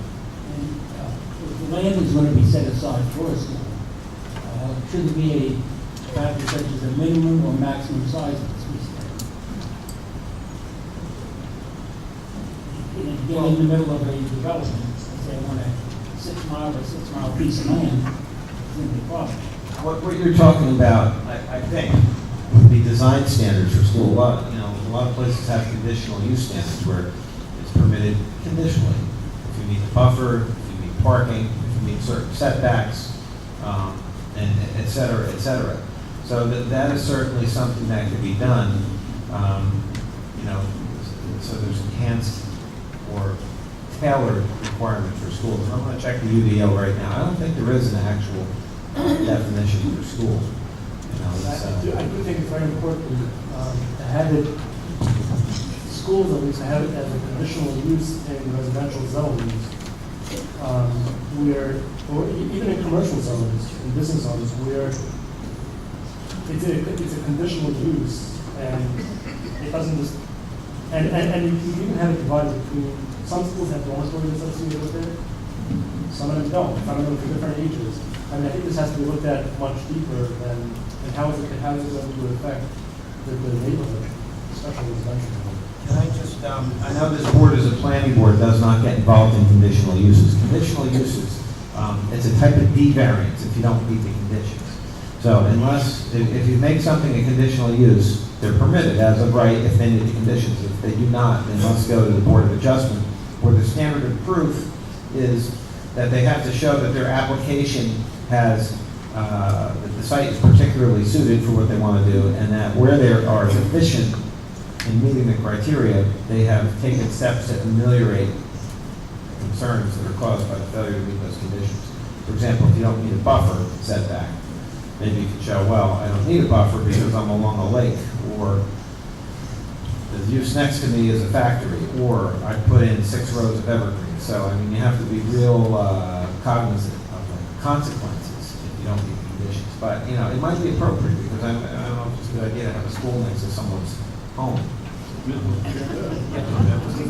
remember years ago, when I was on the township committee, and we were building schools like in different areas of the town. And at that time, for a public school, you had to have so many acres for so many kids. You had 500 kids, you had to have 20 acres, something like that. So what we did, we tried to set different acres out for it, and we found it impossible. So what we did, we changed the ordinance that you could have a school any place in town. And what we tried to do was try to build the schools so that you wouldn't have to bus the kids. We tried to make an area schools and do away with the busing, most of the kids can walk. And I don't know, I think for the public school, you still need so many acres for so many kids. Then again, if the land is too small for the school, then you can't put more than 100 kids in that school. bigger the land, the bigger the school can be. Correct. Okay. Any other board members have any questions? I'd just like to get feedback. Would the rest of the board like to see you having incorporated? Regarding looking at schools and looking at schools with dormitories, looking at schools without dormitories, which zones, additional uses, as opposed to. Can't hear. Mr. Brennan, I don't know that the exact qualifications should be determined just for the master plan, but in the same way that there are recommendations that the roads be wider or that there be designated bus pull-off areas in new developments, there could be a recommendation that the permitted or potentially conditional uses of schools and/or schools should be investigated as to what areas of town they're appropriate for and what those qualifications are. I'm not sure if this is the time to determine those exact qualifications. I mean, we do want to get as specific as possible, because this time we will come back to private. So, I'm thinking of. Excuse me, Chairman. In support of what Ali is saying, if you look on page 10, under community facility strategies number 4. So it's just a very generic statement, continue to support the development of private schools in the township of Lakewood. So, Ali is saying, we could add more language to that that's generic enough that it's a vision as opposed to a specific regulatory directive, but give a little bit more direction about what we expect regarding safety of students, serving the public, preserving neighborhoods, et cetera. So I would just think a little bit more broad, but I think there is room for additional language with regard to that number 4. The statement I had pointed out earlier is on page 228, and it is with regard to future school sites. And no, I converted the PDF to a Word document and just searched for the phrase planning board. And it says the planning board will continue to allow schools as a permitted use throughout Lakewood. If that's not the case, or you want to expand upon that, that may be the place to do it. The only thing I would say about that is it's the ordinance that would allow schools to be a permitted use. We continue to just follow the ordinance. So, but I mean, that could also be supplemented. But I do think number 4 on that original page 10 is way too broad. Thank you. Any other questions from any board members? Seeing no one, we'll open it up to the public. I would like to ask everybody, please come forward, state your name. You have to be sworn or affirmed in. And please try to limit your time to 4 minutes. Thank you. Lawyer Klein. Do you affirm that the testimony you will give before this board will be the truth, the whole truth, and nothing but I affirm. I want to apologize to all the seniors over there for just coming up first. I just have to leave. I just want to ask you a favor. Usually when I leave, developers try to tamper with mics, cameras, so please make sure if they do it, call them out for it.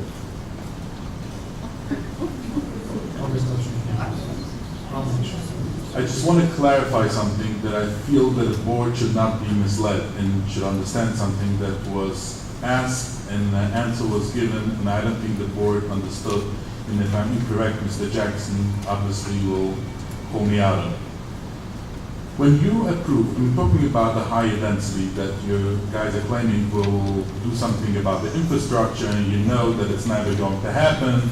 And if you put in some language, you will cover yourself and you'll make yourself look good that you actually recommended infrastructure. If it doesn't happen by then, things happen.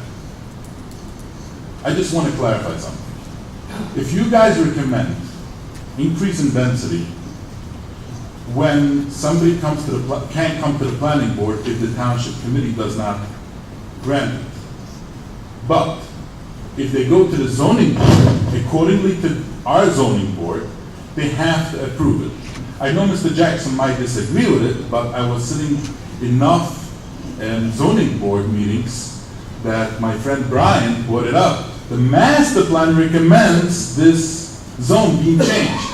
And the zoning board says, we have to approve it because, I know the language was said before by the T&M professionals, they don't have to do it, it's recommended, they could take that in consideration, but not our zoning board. Our zoning board has different standards. I don't know if it's the rule of law that follows them, or it's their policy, or it's their attorney that might have different opinion, but with you guys approving this, you're automatically letting the applicant, not coming to you guys, to go to the zoning board. And the zoning board being forced to approve it. So be careful.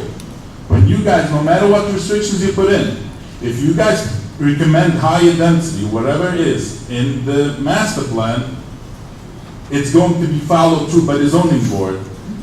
It's not going to say is that you're not the ones that cause the danger on the roads if the implementation on the infrastructure is not followed. Now, one more thing that the T&M associate told you, that you could put in, because before any recommendation, what your guys are recommending, goes to the township committee, there's a resolution passed that they're asking for your advice on what your recommendations. I followed these through lately. They usually don't follow through. You guys could recommend whatever you want. They're saying is, they only have to request your recommendation, but they don't have to follow it. So you have no way of enforcing them to do anything. So I think that was a misleading answer. I'm trying to be politically correct because I'm trying to get my point across, and you should accept it, so I'm not trying to be negative. But what I'm trying to bring out is that when you guys, when the township committee is asking you for advice, it's only advice. By law, they have to do it, but they don't take that in consideration. I saw it in the past, even lately when you did the attic ordinance and you recommended for them to put this language change, they just disregard the whole thing and they just didn't follow through. So I'm looking at the clock like you're looking. I'm finishing up. I just don't want, this is the only thing that I'm asking you is, if you guys are going to increase density, and you know that infrastructure will not follow through, and there's no mechanism that you could do like the T&M was putting down, that you could tweak it, that the township committee should follow, so even if the township committee doesn't follow through, if Brian Flannery gets up at the zoning board and says, the master plan recommends this and this and this and this higher density, this higher zone, but the other parts, he never brings up other parts. I'm not trying to, he's doing his job, he's a very good professional, but he doesn't bring up the other parts that need more infrastructure. So the fact is, the zoning board will have to rubber stamp it because you guys are recommended it. So when the zoning board, some of the approvals that they did is because of your last master plan recommendation, no, whatever danger that created is your fault. So follow through now, be careful, be careful. When you recommend higher density, don't fall into that trap that you're going to sweeten it, we'll make wider roads, we'll do this, we'll do that, infrastructure, we'll widen Route 9, we'll widen Cross Street. Don't fall into that trap. I'm sorry for going over my time. Thank you very much for not cutting me off. Thank you very much.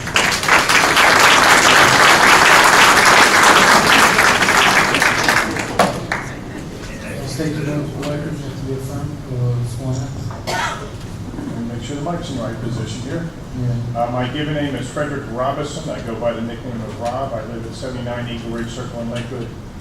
Do you swear affirm testimony to give before this board the truth, the whole truth, and nothing but the truth? I do. Mr. Chairman, members of the board, thank you for all the work that's been done. Mike? I'll stand real close to it. I want to thank the board and the Master Plan Committee and all of the volunteers that served on that for all the work that's been done to this point. The very questions you've asked tonight indicate how serious you're taking this important assignment.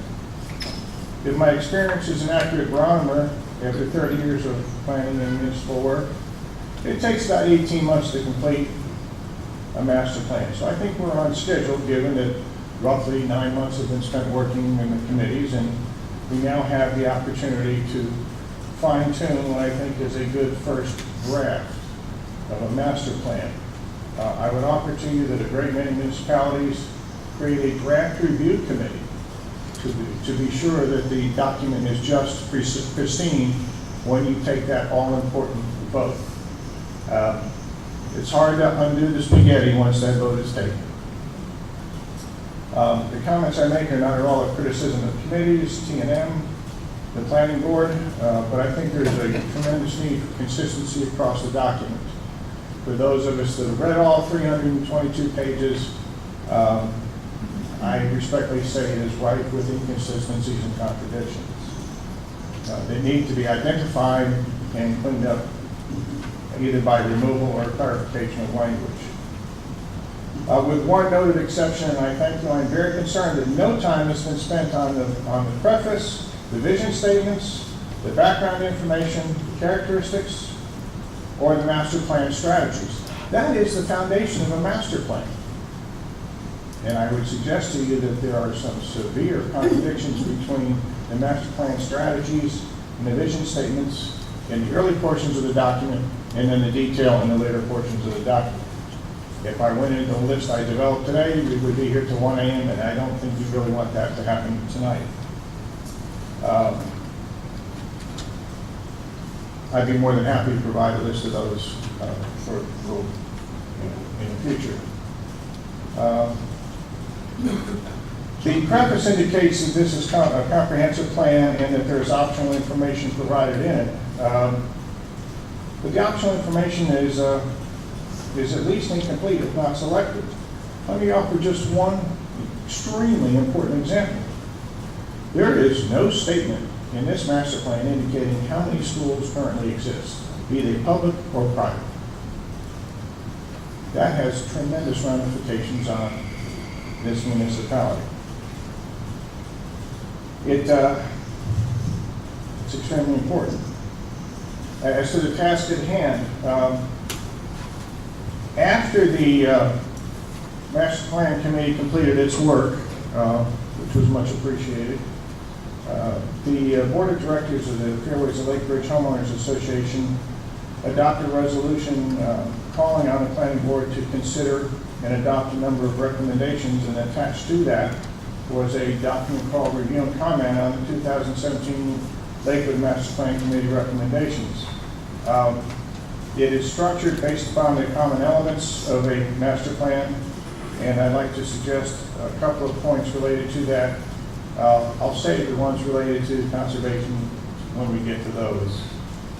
An extremely important recommendation is that a moratorium be established on a new construction of tracts of land fronting on having access to or causing traffic flow to or from Cross Street until Cross Street is widened to a minimum of 3 lanes. Before we all panic, can I continue? Before we all panic over the word moratorium, I would argue that a general moratorium with no rationale or reason would not withstand a challenge in a court. But a moratorium with a specific purpose, a defined ending, has stood and would stand a challenge in court. And more importantly, if we step away from all of the legal stuff, no disrespect to the attorney in the room, this is an opportunity for every element of our community. Seniors living in the fairways, developers, planning board, zoning board, all to pull together and pressure the county into accelerating the widening of that street. It's an opportunity for everyone to get together and work together, rather than pick a fight over whether it is or is not legal. We are very, very concerned about what I believe is a change to the age restriction for clustered housing development. If that is not extremely well defined in a master plan, then it becomes nothing more than an opportunity to end run established zoning for the area in which it's in. And if we're going to have a zoning standard that establishes a permitted use number of units, that zoning standard should be honored in every respect, even if it is a clustered development. As was discussed tonight, included in the recommendations is that school zones be established. There was a school subcommittee that did not function for, I believe, good reason, but it's an extremely important topic. And as I've said at this microphone many times, I have not met a single person who is opposed to the education of all of our young men and women. The concerns are, what do schools, be they public or private, do to the adjacent properties? So I do think it is appropriate to, in the master plan, define public and private schools as a conditional use such that the positive and negative criteria need to be considered. It is true the current ordinance permits schools everywhere, but I would like to think that our elected officials will honor and respect the work you do and adopt ordinances or amendments to ordinances consistent with the master plan. So simply because an ordinance is written one way today does not mean you cannot include a different recommendation in the master plan. I think conditional use for schools is totally appropriate. It allows you to address the very concerns that have been raised tonight. Cross Street has been a topic of discussion tonight. It needs to be widened to 3 lanes. I think we all agree on that. But I think it's also important to be very specific in that no parking be permitted on Cross Street from Route 9 to the Jackson border. There have already been accidents. There have been 2 occasions where people less than age 5 have nearly been run over. We don't need to have another tragedy like that in this good town. Part and parcel of that is that sidewalks also need to be installed on at least one side of Cross Street from Route 9 to the Jackson border. And again, I think it's appropriate to be that specific in the master plan. We have a lot of hitchhikers in this town. Young men being teenagers. We don't want to talk about what I did when I was a teenager, right, Justin? Let's get them out of the street, please. Please. And just as a practical point, it may be addressed in future discussions of the traffic study, but the light at Cross Street and Massachusetts Avenue really needs to have a left turn signal inserted into it. And I don't think that would be a major change. It would certainly improve circulation.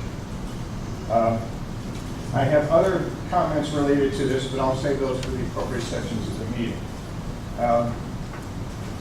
I do have a couple of other concerns that I'd like to raise. I'll raise them in the form of a comment as opposed to a question, fully understanding that there are no answers to be provided tonight. There are a number of proposed changes to the zoning map. I would respectfully suggest that this board is entitled to a written description of the net increase or decrease in allowable housing units. That goes right to the issues of density. It goes to the issues of circulation. You have a number of changes. What does that impact? Are we going from a net increase of 50 housing units to a net increase of 5,000 housing units? I don't think we know, and I think you deserve to know that. Similarly, even though infrastructure can be a tough issue to address, I think you're entitled to an assessment of the infrastructure requirements of these proposed zoning changes. If you're building 2 houses, you need one side sewer line. If you're building 200, you need another side sewer line. Okay? I have seen a great many master plans in my day where the impact on the municipal budget is considered as a result of a master plan. This is not down to the penny, but we need to be thinking about what we're doing to our budget, both in terms of revenue, new variables, and expenses. I appreciate Ally pointing out what appears to be some differences in the zoning map. I found several more that were not mentioned. I'll offer just one example, and that is, and I'll use the name of the company because I don't know the lot and block, All County Exteriors has been in this town for decades. It is was zoned, or currently zoned as an industrial property. The zoning map calls for it to be either R7.5 or R10. That would create a viable business in this town as a pre-existing non-conforming use. It has the potential of adversely affecting one of your long-standing variables, who is crucial to the growth of this town. And there's many more. And again, I'll be happy to provide additional information. I do note that some of the changes to the zoning map are how do I say this politely, corrections to failed ordinances due to improper notice. I think the fact that the ordinance was adopted speaks loud and clear about the intent of the elected officials of this town. And if one or more of these is going to be corrected, if the notice fallacy is going to be corrected, that should apply to the R40B zone as well. And there again, the reason for the R40B zone, which directly affects the fairways of Lake Ridge, was improved buffering. It did not oppose vegetation in any manner at all. Going back to the importance of reviewing the vision statements, on page 7, one of the key statements is to encourage growth and development in appropriate locations and consistent with established land uses. I think you need to consider the established land uses as you consider the zoning map. There is this open space zone. There's not really open space if you can have housing. We have 3 golf courses in this town. They are been there for a long time. They deserve to be recognized as open space, which is what they are. And related to that, related specifically to Eagle Ridge, and while it is a conservation matter, it does go to the zoning designation. The state of New Jersey has required in 1997 that many acres be dedicated for tree-safe areas. Given that it is a state requirement, I think that it must be included in all of the preservation ordinances that are adopted by the township. My last comment to you, again, thank you for the time, is concern that was stated that there is some sort of state-imposed deadline for this work. On August 14th, the State Planning Commission issued yet another 4-month extension to the Lakewood Township. There is no rush to get this work done properly. In fact, I think a rush to judgment will just about guarantee that the plan endorsement that you so desperately desire will never be granted. So let's do it right. Let's do it right the first time. Thank you very much. Thank you.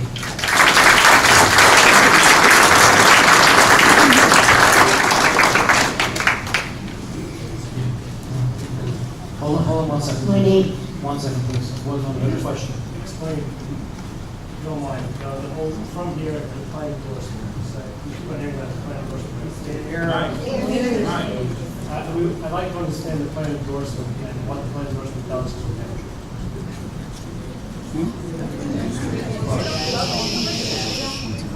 I attempt to make this as brief as I possibly can, so without getting into too much details. But essentially, the township actually has received plan endorsement, albeit it's a conditional plan endorsement from the New Jersey State Planning Commission. Plan endorsement involves a review of the township's planning documents, that's all the planning documents and land use policies of the township, by the State Planning Commission, as well as the various state agencies that sit or are seated as members of the State Planning Commission. So, and they review all the various documents, including the township's smart growth plan. There is, and I wouldn't categorize it as a deadline, but essentially, as part of the conditions of the plan endorsement, there's adopted what's called a planning implementation agreement, which sets forth certain conditions and actions that the township needs to take, as well as the various state agencies need to take to move implementation of the. My question is that there's something that they put, why do we care? Why does Lakewood Township care to have state plan endorsement? Well, for one thing, it's important because of the fact that the township is in fact essentially 2/3 within the CAFRA jurisdiction. So all the various regulations and requirements that the CAFRA has is tied into basically they absorb or they incorporate all the various designations, including center designations, open space designations, areas that it's called PA5, environmentally sensitive areas that are outside of the sewer service area. So it basically links the township's planning documents with the overall land use policies and regulatory framework under CAFRA, including things like impervious coverage, which was mentioned tree safe before. So from the township's perspective, it's important to have those areas that are identified for growth, such as the cores and the centers that are identified in our smart growth plan, be recognized under the CAFRA jurisdiction. So there's not a conflict in the regulatory framework between CAFRA and the township. That's why it's very important and critical that plan endorsement, the conditions of plan endorsement be completed, and that once they are completed, including the adoption of the master plan and the commensurate zoning ordinances. So there's actually is some level of focus that the governing body has to actually adopt the implementation ordinances. And by the way, those implementation ordinances are about development, but they're also about preservation as well. And because DEP is part of that body. So we have to get the master plan adopted so that, as I mentioned right up front, the master plan is the foundation of all your zoning ordinances and zone plan.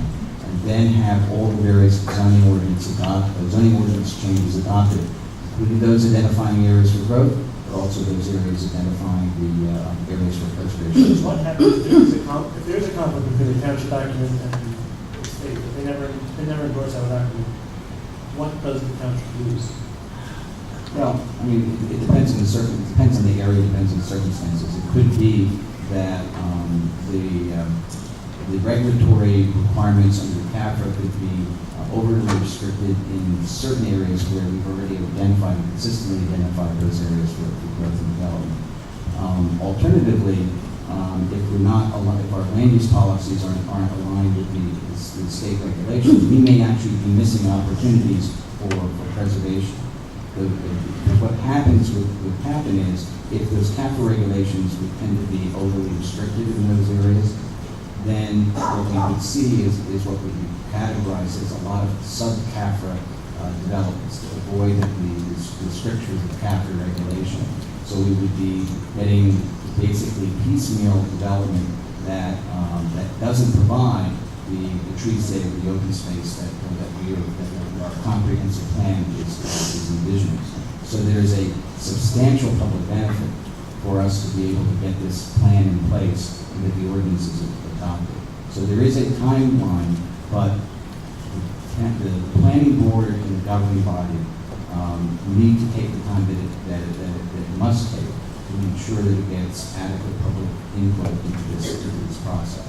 So while there is a time frame and we did receive an extension, there will be opportunities and built in that schedule opportunities for a substantial public input process. Can I talk now? Yes, sir. Please state your My name. name is Lori Lee. You have to be sworn. Did you get that? I need her to spell it. Can you please spell your last name? Leeds. Please raise your right hand. Do you swear or affirm testimony that you give before the board with the truth, the whole truth, and nothing? Yeah. Please proceed. Now, I want to know, in the Cedar Bridge redevelopment area on that map up there, where is my lot? I have a lot on the corner of Vine and Cedar Bridge. It's not there. Lot 931, Lot 1. It's worth $10 million. You want to put it into a park. It's not on the map. I don't believe that. Yeah, that's it. Ally knows all about it. Not there. Yeah, the individual lots, the individual parcels are not shown on this map. Well, on these maps, it shows that you have my lot in the conservation easement. Then you have it in the comprehensive environmental strategy. And I don't see it anywhere else. I need to know about my lot. About 2 or 3 or 5 years ago, you wanted to put it into a park. So I carried on and you took it out. I went to the, in Trenton, the commission, and my lot was, that whole area is a park, and my lot was not involved in a park, and they said you could not put it in there because I am in the sewer service area. There's a sewer right on the top of my lot. I just want to clarify, there has been no change, and to the extent that any of the maps... I can't hear you too well, I'm sorry. Yeah, that's okay. There is no change. Your lot is not affected because It's affected here. But You have it in the little dotted places. we will, I mean, that's probably because of the scale of the maps, but we will make sure that it's very clear that you're talking, and actually I'm looking in the smart growth plan, that specifically has been excluded based on the prior actions. Do you have a copy of that exclusion for me, Yes. please? Yes, we do. Yes, we I would provide like to that. have it. And it's part, as I said, it's identified as not being in the conservation use in the smart. Okay, I would appreciate a copy of that. Sure, it's figure Then- 4.2. I have another question. When you made the R75 zone in Cross Street in Massachusetts, you said there are going to be some parks there. On this map here where it says potential lands for development as parks and recreation, the lots that are very dark on the line of the road of Massachusetts, I would like to know the block and lots for those lots.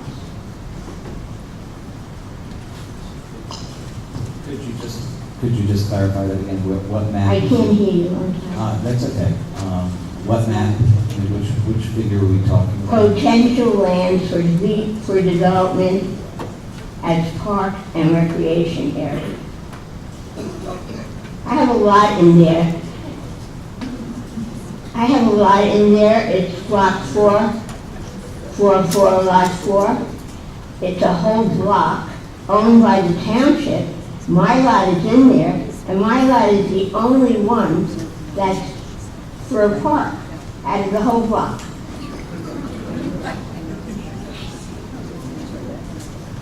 We'll look into that and take care of it. Okay, so do I have a buzzer? Now that did I talk too much?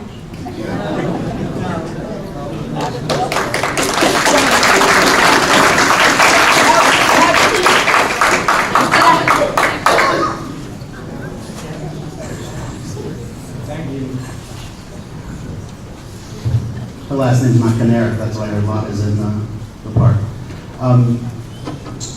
Name and address and be sworn in. Harold Berskowitz, 1496 Cedar Row, Lakewood, New Jersey. I just want to double check, did all of our items sworn in? Yes.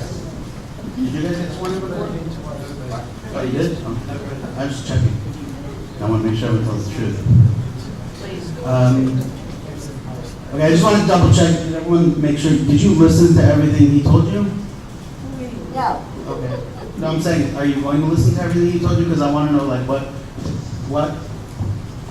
you have. This is her comment. Interrogation. I'm sorry? Oh, I thought I'm interrogating. I came to interrogate.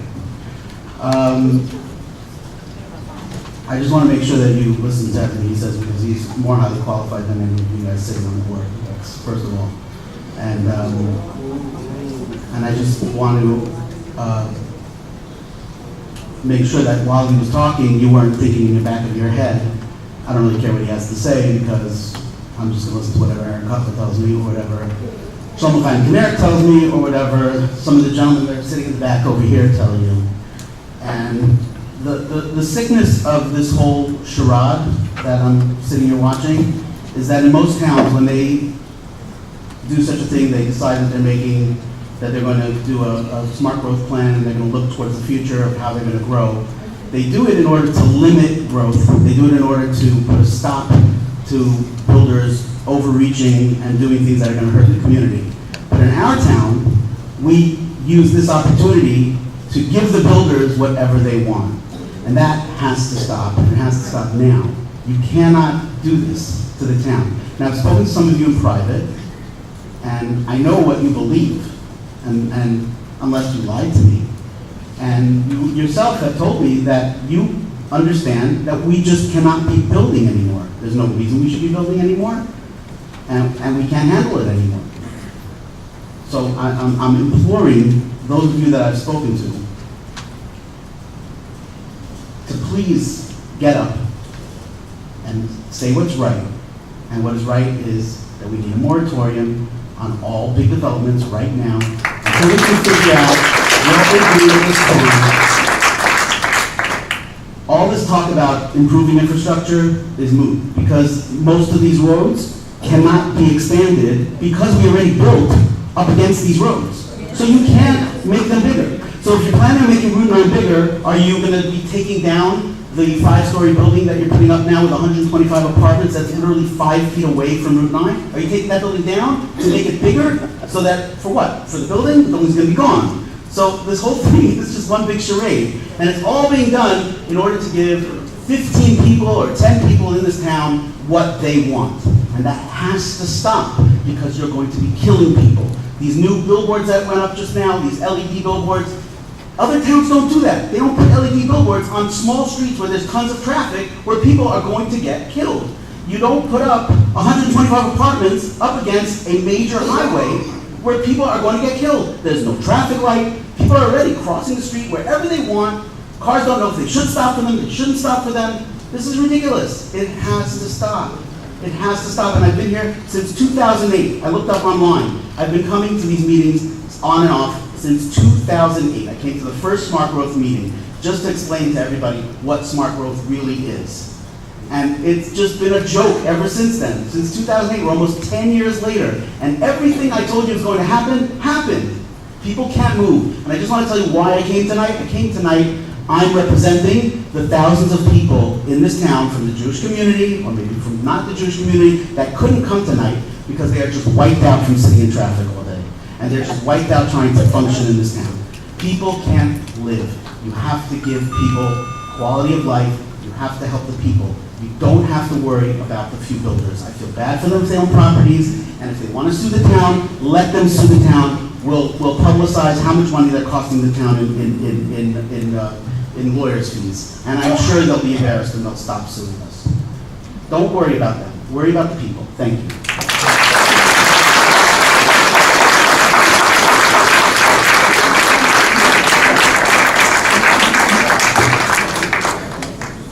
Walter Lucas, Newport Avenue.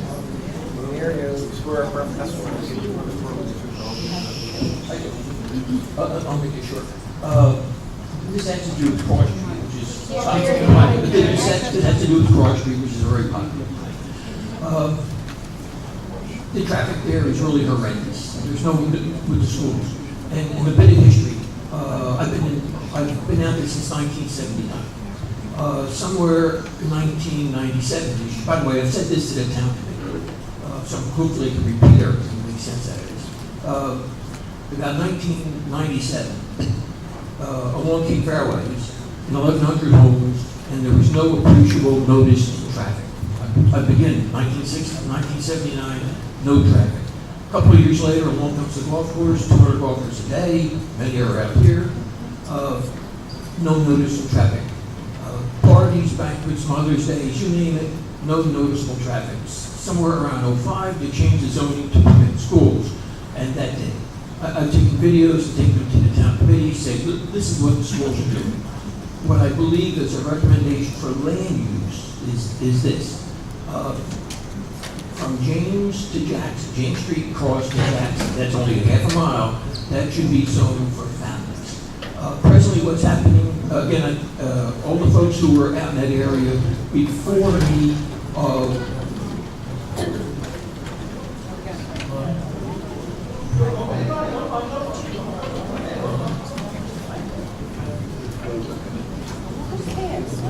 no fights here. Okay, so one body, as soon as I have this attention. I think there's a cop out there. There's a cop out there. Cop's there. That doesn't affect inside, let's continue. Get what happens outside. Did you stage this, Mr. Lucas, for recommending? I can show you how to do it away. We're ready. Ally stopped your time. She did, I'm waiting for her. Okay, we're back. But by the way, on cable TV, that's $35. Okay, I'm back. So So what's been happening one by one is the folks who've been there before me retire and want to move on. All right, they have gray hair like I do. What's been happening is because of zoning, nobody wants to buy a school. Schools come in and that's all the traffic. So as things now stand, there are over 20 schools. Stand on that corner of James and Cross, make yourself a little half a mile circle, there's over 20 schools and over 50 acres. So unless that area is zoned favorably for families, all right, whatever that number is going to be, schools are going to keep coming in and creating traffic. So what will be beneficial is zoning for families, and it will help with the traffic situation. Any questions?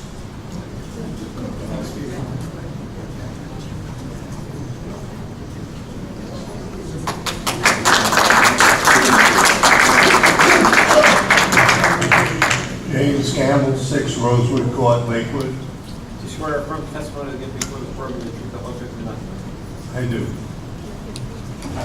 Chairperson Herzl and committee, I have almost 1,000 signatures here confirming for our HOA of Fairways that we did make master plan recommendations, studied it hard with Rob Self, of course. Can I give this to you? In this type of proceeding, I think the board can take that into account. Al? Smart that. I do have, just Mr. Jackson, so you're aware, I believe I do have a copy of that, if you want to read that one. The board was also provided with a copy of the letter from the Fairways HOA that Mr. Robinson had dropped off, as well as some emailed letters from Mr. Flannery that came in today. Those weren't provided in advance, but you do have paper copies in front of you. Yeah, So anything I had received in regards to this, I did attempt to forward on to the board members. This one, I forwarded, and I apologize. Okay, thank you very much. My comments will be short. One, I know you live here, that's why you serve, and I did watch, and I know you watched and you listened to not only Rob, but the other speakers. And I do know, you travel the same streets. So whether or not there's water or sewage or traffic or roads or school buses, etc., you suffer the same consequences. Now you do go out and you do hire people from outside to do the planning for you. I'm going to disagree with one of the earlier speakers. I think you don't know how to stop this. I think you probably want to, since you live here, and you may be here 10 more years, 40 more years, or 100 years. If you have to do that. So this is very, very important. I hope you do the best job you can. I know in the plan it calls for smart growth, but you have growth planned in all the plans, in the plan that's in now. That's enough growth. We can't handle what we have. To increase the density, I don't think in your heart you want to do that. And I don't think there's anybody here who wants to do it either. Thank you. Good night.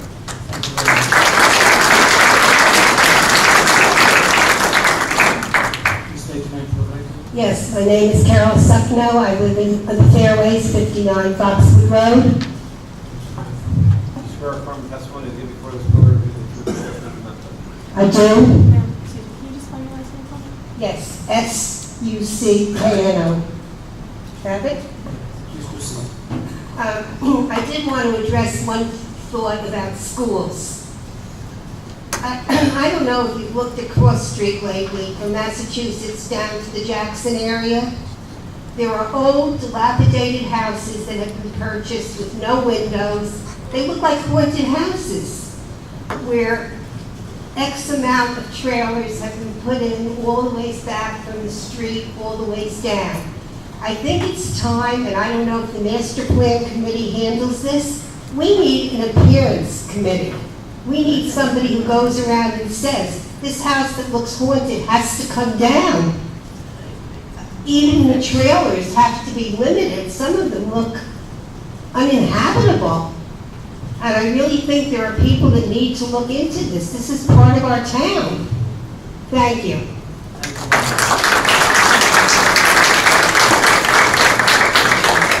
Anybody else like to be heard, please come forward. Brian? Anybody? Nobody else would like to speak? I'll be served last to speak. Anybody from public? There's a game going on. Who can speak last? I'll be served last. Is that time served last speaker for the night? You have to stop yelling from the audience because we can't get it on record. Oh. Please state your name for the record. Aaron Hirsch, 146 Maximum. Please do you affirm? Confirm the testimony given before the board will be called to the I affirm. Please proceed. The master plan is basically supposed to be what the township, the people that live in this town want. And we have to do what the people of this town want. I don't know, I just hear about Chestnut area trying to turn it into a crazy zone, Cross Street. Where did these ideas develop? Because no one in this local neighborhood wants this. This is stuff that I don't know where it came out of. This is not, I can assure you, I live in the Chestnut area, I can assure you none of our neighbors want this crazy zone change. We're living off a county road. County has about probably 2 years until they'll probably do a road. I've been to the county, I've spoken with them. I'm talking to them about a light at Chestnut in New Hampshire. They said it could be a couple of years. Everything takes forever. Why are we changing zones when we don't have enough roads right now? Let's wait. Let's see if the fixes they make is sufficient. Let's not start changing zones on Cross Street, Chestnut. There's no room to move. It's dangerous. We don't have room for emergency vehicles to get through. This is not what the people of Lakewood want, especially people that live there. You cannot overdo the density. This is something that is choking people. We don't like spending that much time in our cars to go across town. And we have nice zones in our area. We don't need it higher. Please do not increase the zoning in our neighborhoods. Please, I'm begging you. This is not what we want.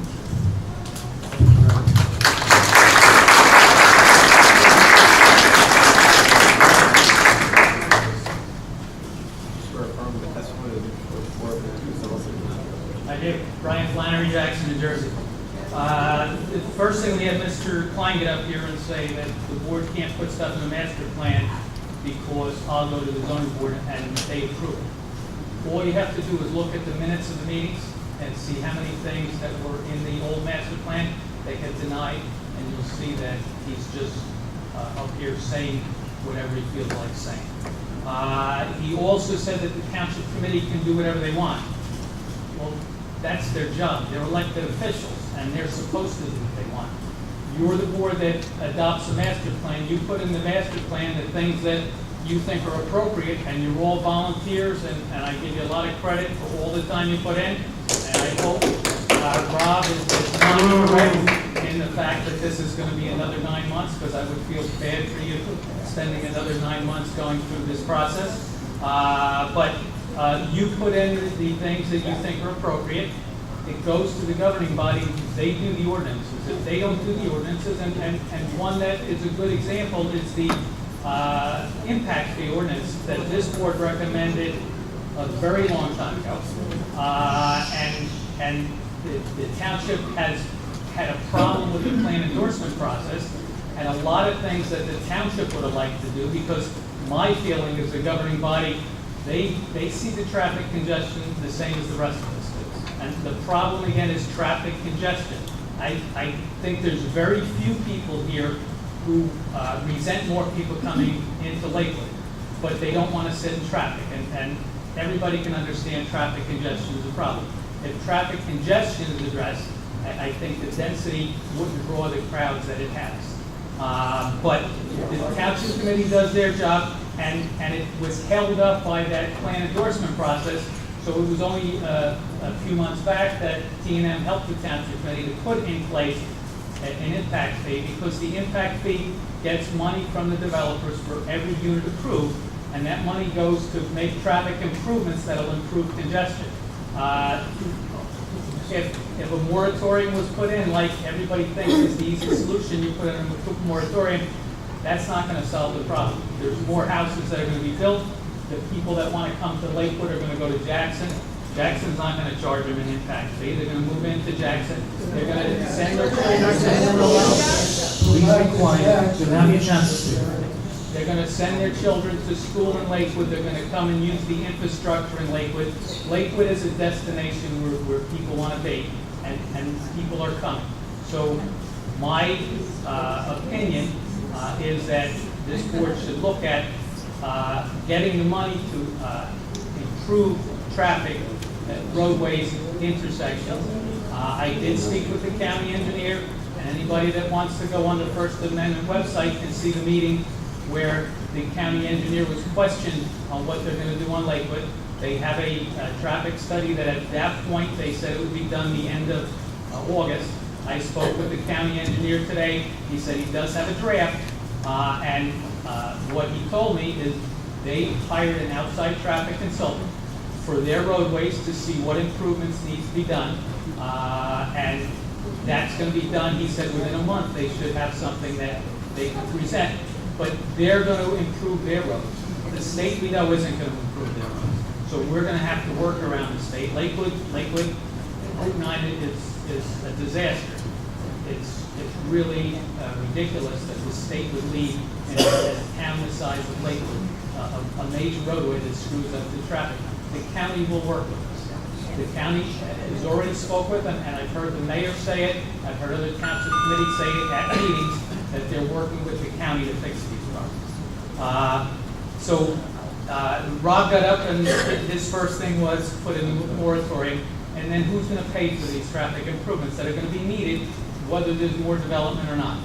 Well, that's the taxpayer. The governing body isn't going to want to raise the taxes to make these. The impact fees will provide the money. The county gets impact fees from every developer that impacts a county road. That's where the money can come from, so that the traffic congestion is lessened rather than worsened. And I know somebody's going to get up after me and say, because I've heard it before, Mr. Flannery is the stupidest guy ever. He says you can have more development and not more traffic. You can have not more traffic congestion. And you can look at cities all over the United States and all over the world where they have more development, more density, without having more traffic congestion.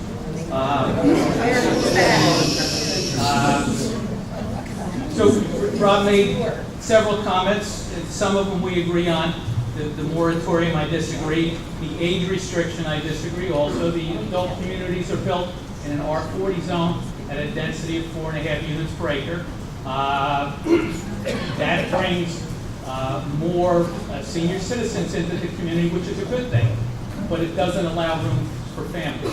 The master plan draft that's proposed allows, under certain conditions, where the same type of plan development could be implemented for families that are coming to this area.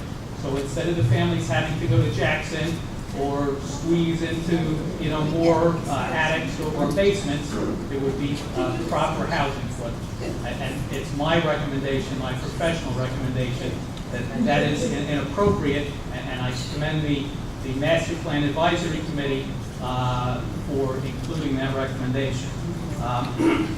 We get to some of the comments that Rob made that I agree with. Cross Street, widening it, no parking, sidewalks. Certainly that's something that the county should be doing it, and it certainly makes sense on a road like Cross Street. The traffic light, the left turn signal, absolutely, and that's something that I would expect in this report that was due out the end of this month, but the county engineer said will now be the end of September, is something that would address that, and I specifically spoke with him on that, and he said it will address that. When we get to schools, Rob and I disagree. From living in Lakewood, I know how important schools are. All the children need to go to school. And yes, you can put, and you can make recommendations on reasonable standards. But when you say have an R40B that doesn't allow schools, in my opinion, that's wrong. I think if you put reasonable standards on it that apply to everybody, I think that's something that makes sense. Rob also spoke very highly of the golf courses, and golf courses are a nice thing. But I don't think they make sense in Lakewood, and I think you're going to see the golf courses in Lakewood, like in all the big cities, that just, it's not a good utilization of land. We talk about smart growth, Herschel gets up and makes fun of smart growth, that we're not doing smart growth, but this is smart growth. Smart growth is putting development where development is needed, and it's discouraging urban sprawl. Urban sprawl is what everybody's saying. Let people go to Tom River, let them go to Howell Township, let them go to Jackson, and then they're going to be driving into here anyway. The golf courses are something that they were nice. He looks at them as open space. If the town buys them and makes them open space, that's one thing, but I don't think anybody wants their tax money to go to that. Herschel said that other towns stop growth and Lakewood encourages it. And he's got his conspiracy theory for that. And I know the township committeemen, I know the politicians in this town, and I just find it unconscionable that somebody can continually make those kind of accusations against 5 township committeemen that have been here a long time and spend a lot of time trying to make this a better place. The other towns that are changing the growth are in areas that are more away from the centers. It's smart growth and the state designated cores and nodes, that's where development should go. Lakewood has cores and nodes.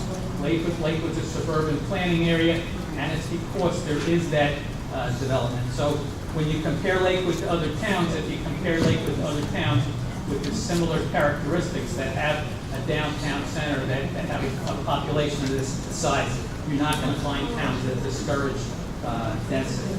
Walt Lucas got up.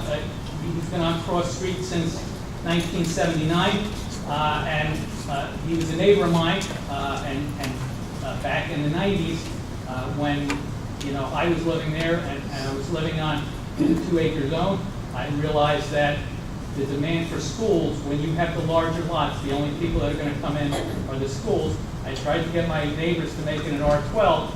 If that neighborhood had changed into an R12, there would have been families instead of the 20 schools he discussed. I might still be living there because the traffic from the schools was horrendous. And I hear it at all the board meetings that the traffic from the school is horrendous. But everybody still says, well, let's leave it R40. Leaving R40s and A1s in Lakewood doesn't make sense.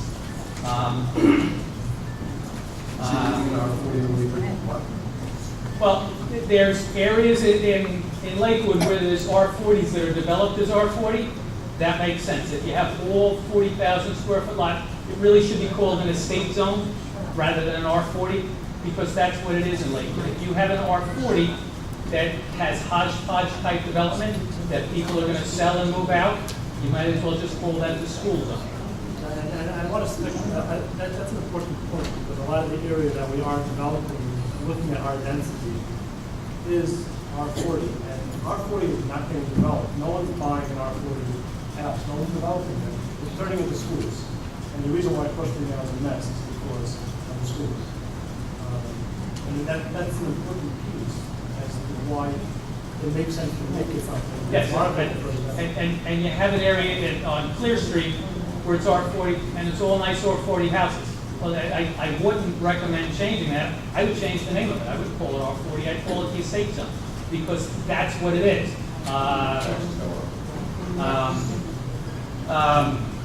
So Mr. Campbell got up and he started talking about the needs of the seniors, and certainly the seniors have needs the same as the families have needs. The needs of the two aren't necessarily the same. The families grow, they want their children to live here. The seniors, some of them move from a house into there, but you have seniors that are living in the neighborhoods as well. And they're doing all the same things that the seniors in the communities are doing, and they're experiencing the growth as well. And what I heard from Mr. Campbell is the same thing I hear from a lot of people at meetings, is that it's the traffic congestion. I don't think he would care about more people in Lakewood if he didn't have to sit in traffic. And his solution to that is a moratorium or no more density. But that's, again, that's not gonna solve the problems. What's gonna solve the problems is that the roadways get improved. This master plan has a lot of recommendations for making things better, so that there are improvements to improve the traffic congestion. And I say traffic congestion a lot of times because I know all that some people hear is traffic. And then Mr. Hirsch got up and he said, no, he wants this. I was at a lot of the subcommittee meetings, and I heard people in town that do want it.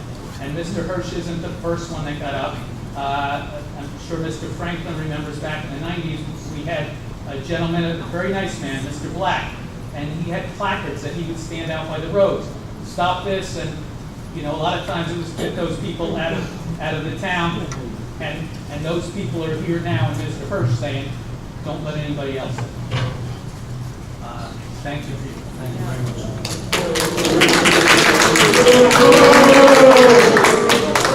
Anybody else in public? He's public.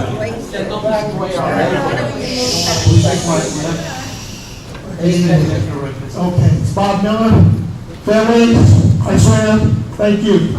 Okay, I have a few points I want to make. Doesn't work. Okay. Let's not make fun of it. Okay, calm down. What's your address? 117, I didn't hear his address, I like to hear his address. Yes. You got a flag name, I'll get Mr. You know the law. Please. I'm not the enemy here. I'm not saying you are, but we have to be fair, and that's what I'm here for. Not as a professional citizen of this town, I'm here. That's why I want to talk to these gentlemen who pass along information to the powers that make decisions. What's your address? 117 Skyline Drive. Raise your right hand. But I like his address too. It's got to be fair, sir. We're talking about fair. This is America. In America, you must be fair. Excuse me. I'm happy to give my address. I didn't realize so many people, maybe they're gonna send some cars. 257 East Pleasant Grove Road, Jackson, New Jersey.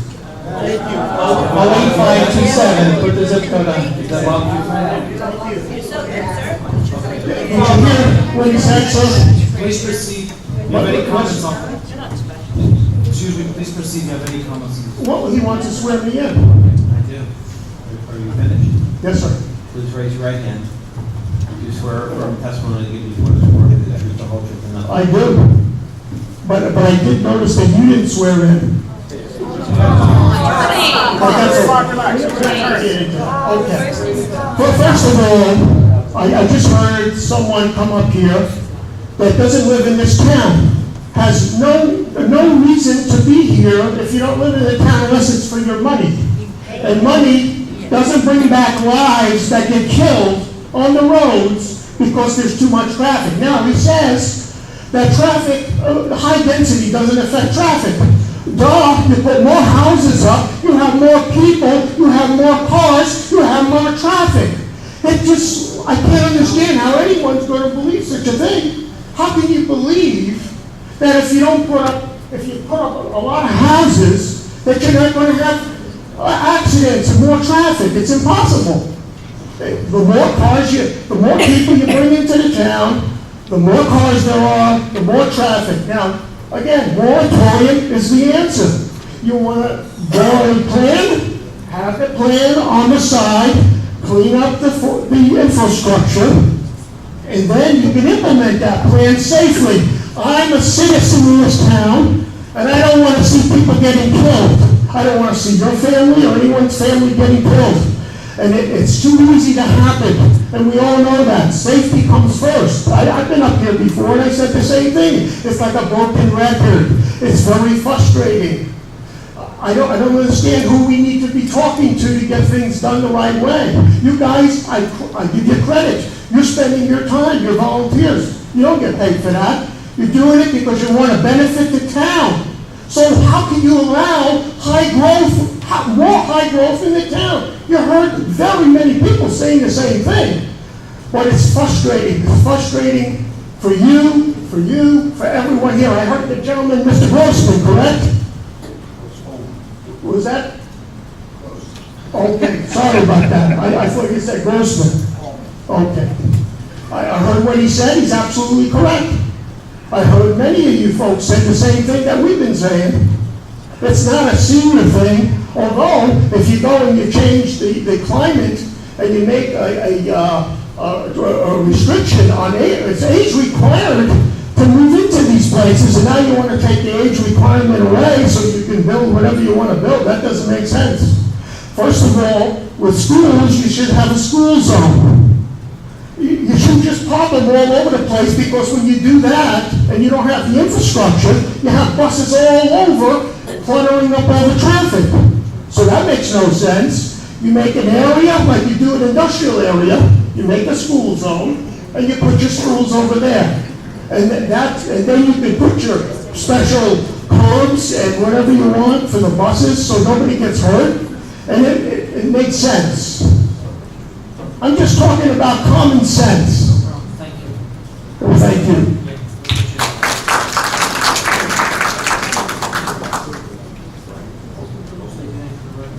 Lazar Wax, ELAZARWACHS,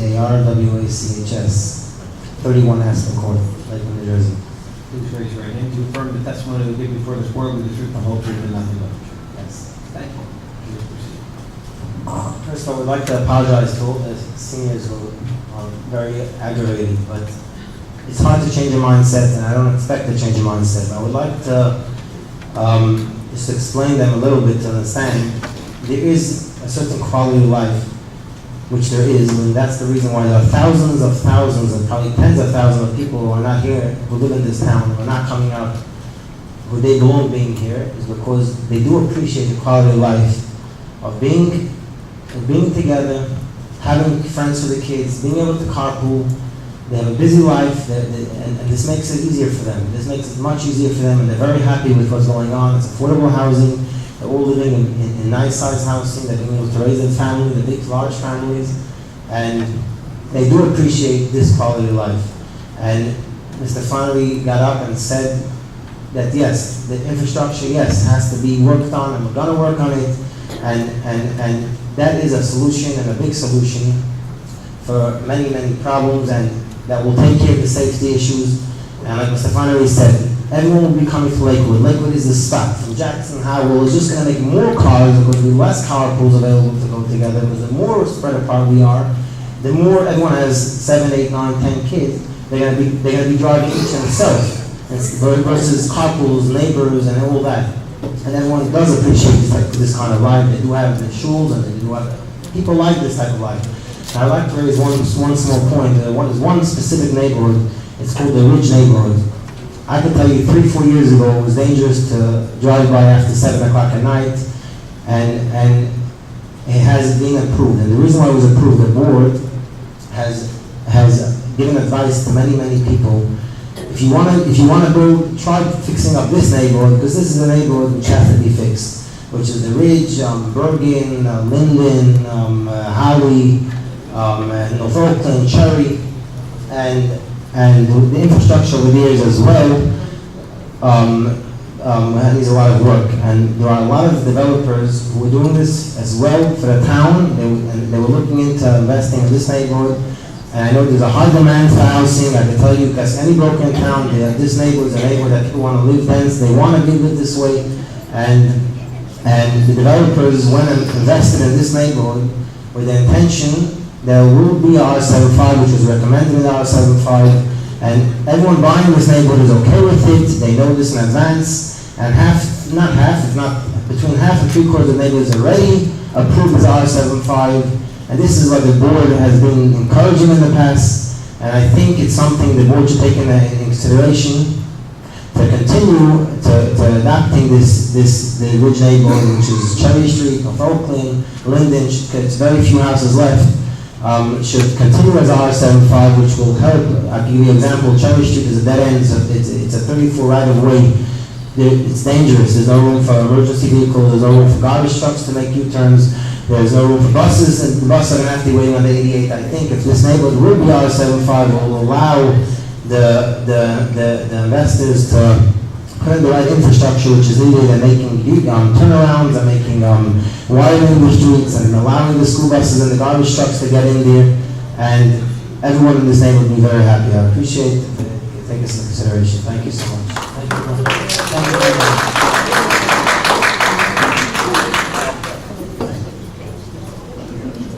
Please state your name for the record. David Teichman. Speak it to the mic. Spell your last name, please. T-S-T-O-N, E-I-C-H-M-A-N. And your address, sir?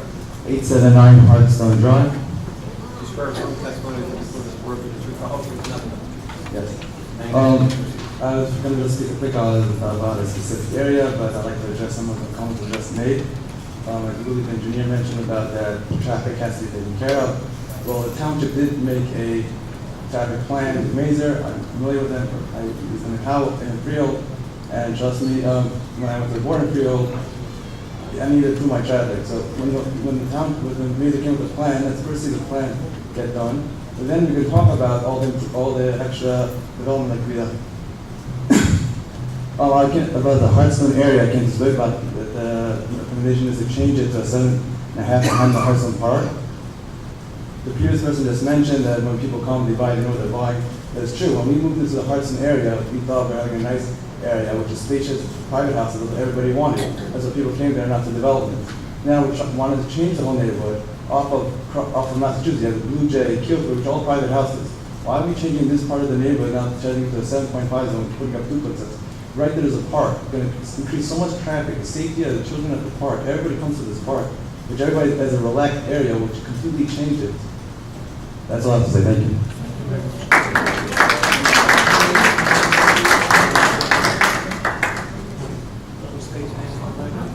Julie Shapiro, 24 Eagle Circle.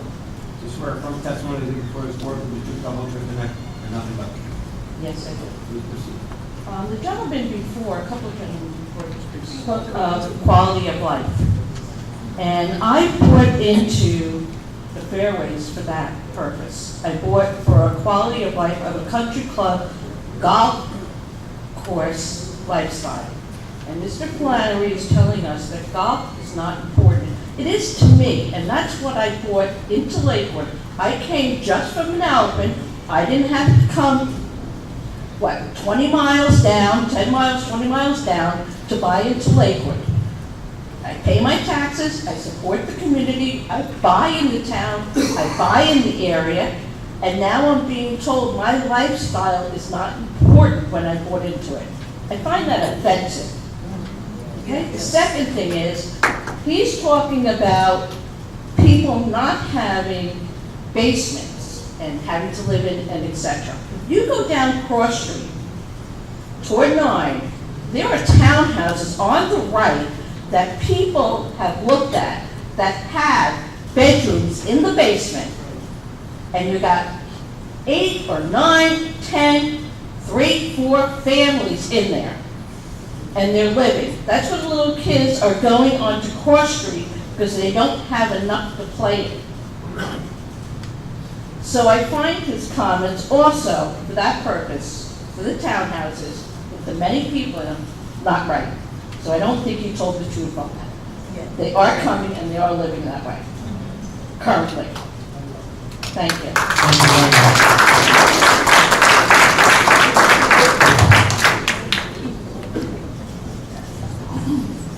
Howard Suckno, S-U-C-K-N-O, 59 Foxwood Road, Lakewood. Swear affirm the testimony that before this board will be the truth, the whole truth, and nothing but the truth. I do. On Sunday, my wife and I were going to visit our daughter, and we went out the Augusta gate onto Cross Street, made a left, and we were going up to East Veterans Highway. We sat in This Is Not Caused by Density for 32 minutes until we got up there. But that's not really what I wanted to say. I have something on my mind that I think is pretty important. I don't remember the exact year, but it was when President Reagan fired all the air traffic controllers. I had received a call from a Professor Edward Steinfeld, and he was a professor of architecture at SUNY, and my memory is not that great, but I don't remember if it was Buffalo or Rochester, one of them. And having been a private pilot, I was going to fly up there for a meeting with him. But when President Reagan fired the air traffic controllers, I was grounded, so I had to drive up there. It seems that there was a booklet being written by ANSI, American National Standards Institute, called 117.1, How to Make Buildings Accessible to and Usable by the Handicapped. They were having a problem because they were making recommendations, but they were dealing in equivalencies and they couldn't get them into English. And Professor Steinfeld heard that I had worked setting building codes throughout the country, and he asked me if I could come up there and get these equivalencies put into a language that the layperson would understand. And I went up there and I had a meeting with him, and we worked things out. It took a while. And even though this was written way back then, it's still considered to be the Bible. My name does not appear in ANSI 117.1 because I did not have an active role in the standards that were set. I only turned them into English. But the reason that I, as a manufacturer, could not have my name in that book or even give them input was because I might make a financial gain from that. And I'm sick of people standing up here saying how I should live, what my quality of life is going to be, when they're only in it for the money.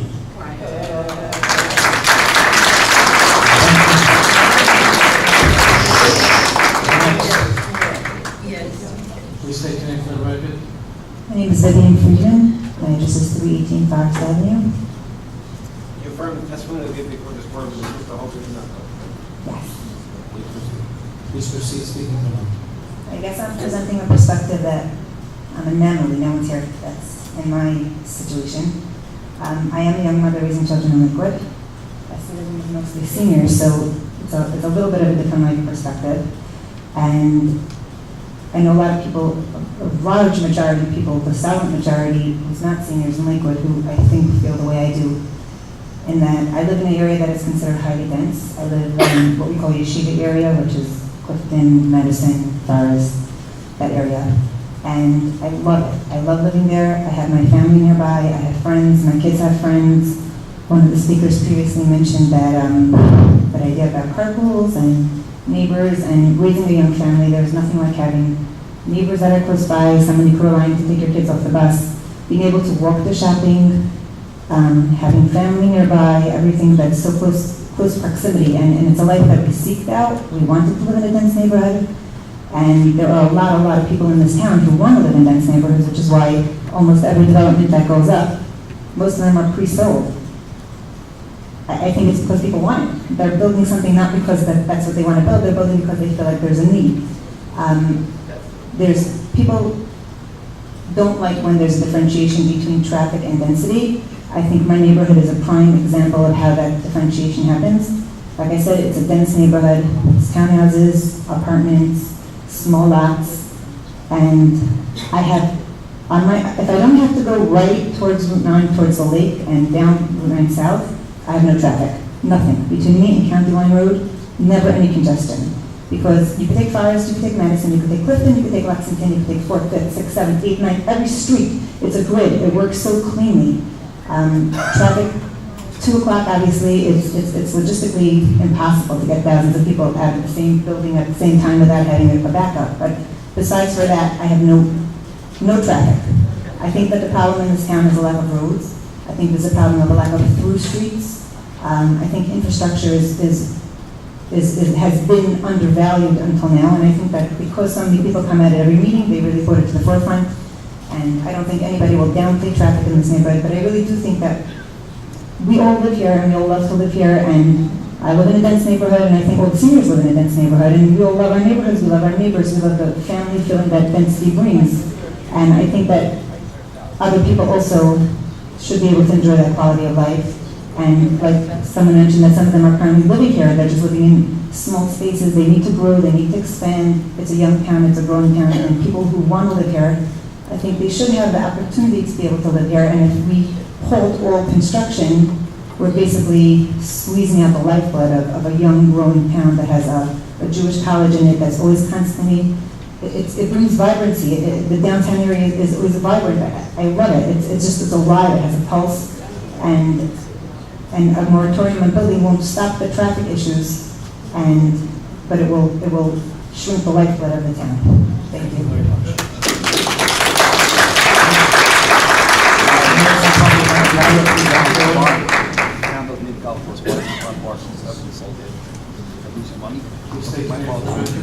Chama Goldstein, 31 Kingsfield Drive.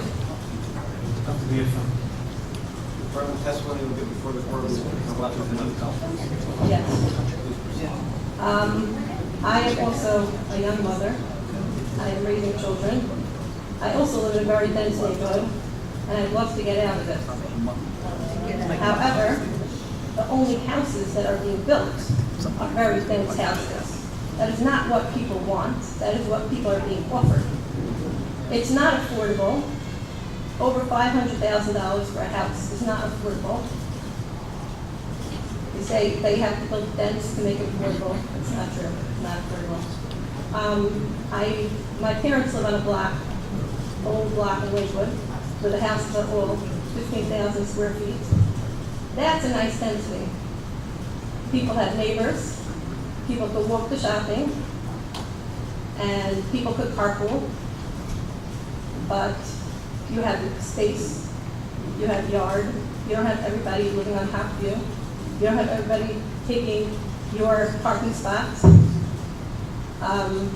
People don't want it. This is just what people are offered. And you say that nobody wants an R40 zone. People do want an R40 zone, but if you're giving schools the options of buying them before the people can, obviously the schools are going to pay more. And that's why only the schools are going to buy it, not because people don't want an R40. I'm sure there are people. People are moving to Palms River because they want an acre of land. They're moving to Jackson, not because they can't find a house in Lakewood. There are plenty of houses in Lakewood. If the investors would stop buying all the houses in Lakewood, there would be plenty of houses for everybody. At times when new development goes up, the amount of rental list is like 17 pages. Why? Because people didn't buy the house to live in. They bought the house to rent out. And that's why we have a lack of housing.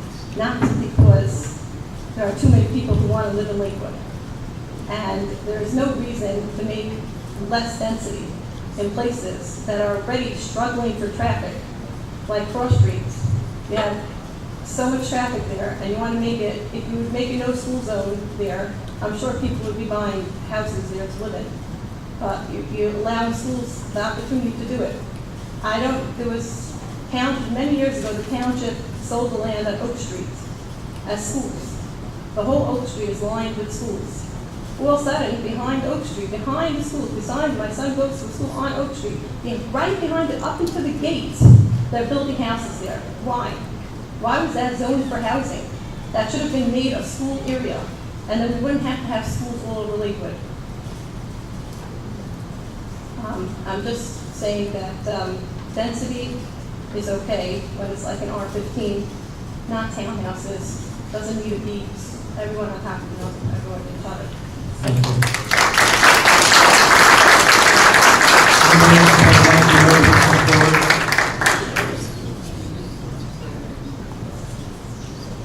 Please state your name for the record. Ariel Mizrahi Shulman, 59 Drake Road, Lakewood. Please swear affirm testimony that before the board will Yeah, MIZRACHI-SCHULMAN. Ariel, A-R-I-E-L-L. Okay.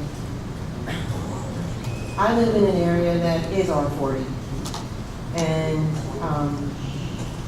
it is a school zone. And we don't have density in housing. We have density in schools and traffic. But I think that the argument here, because I heard about Cherry Street, I've lived in Lakewood my whole life. My roots go back over 100 years here. When you talk about the Western Corridor, we were all 2-acre zoning. So everybody, we were in an estate area, but that's not what it was called. Then everything has changed. So R40, there are homes that are for sale at R40.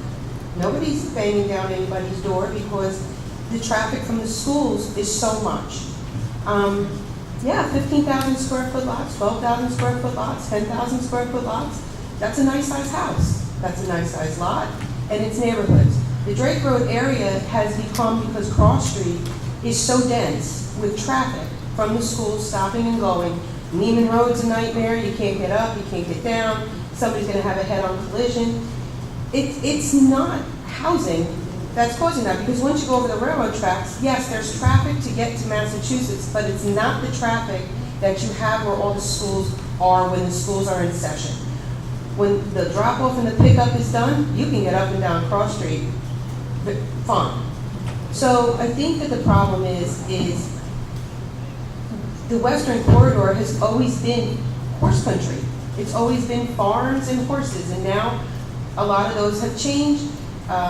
This gentleman who stood up before, I live down the street from him. He's absolutely right. Nobody's looking to build houses as long as it's R40. People want smaller lots that they can have a house with a front yard and they can live in the backyard. I hear this all the time. If my lot was smaller, if my lot was this, if my lot was that.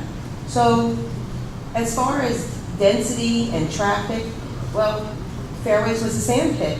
We all grew up riding horses back there. We had a good time back there. And 19 years ago, that changed. 19 years ago, Mr. Flannery did want to change the zoning, but we had a Drake Road coalition that we kept our zoning. We hired botanists from, we went to Georgian Court College, we got botanists, we found the white owl, we found white owl feces, which stopped the building on your property for, 19 years, and I'm sure those birds are still there, but it's being built on now. So I would just like to see families and not just school traffic. And when you grow up in an Orthodox community, because I'm just going to say it, the schools, people like the schools in their areas. When I grew up, we all had designated schools. I grew up on one side, I would go to Clifton Avenue. If I grew up on Cherry Street, I'd be going to a different school. So school zones are wherever you were housed, that's where you went to school. But that's not how it works in the community today. You could live off of Cross Street, but you're going over by Holy Family School to school, over by, over that way. So people who live in Orthodox people who live in my area, not necessarily their children are going to the schools in the area. And I think that that's what's very different, and that causes a lot of traffic as well. And as far as going into the communities with the buses, I know that in Brooklyn, everybody comes to the main road to be picked up. Maybe that would be a better solution, no? Because the roads aren't wide enough, so it's just going to take a lot. But as far as the Western Corridor, it needs more families on the other side of the railroad tracks instead of schools. And that's pretty much all the property that's left. And if nothing's done, the schools will buy us out. That's what's going to happen. And it's just going to be more schools. Thank you. Thank you very much. Seeing no one come forward, we will close to the public. Thank you. Yeah, you can make a comment.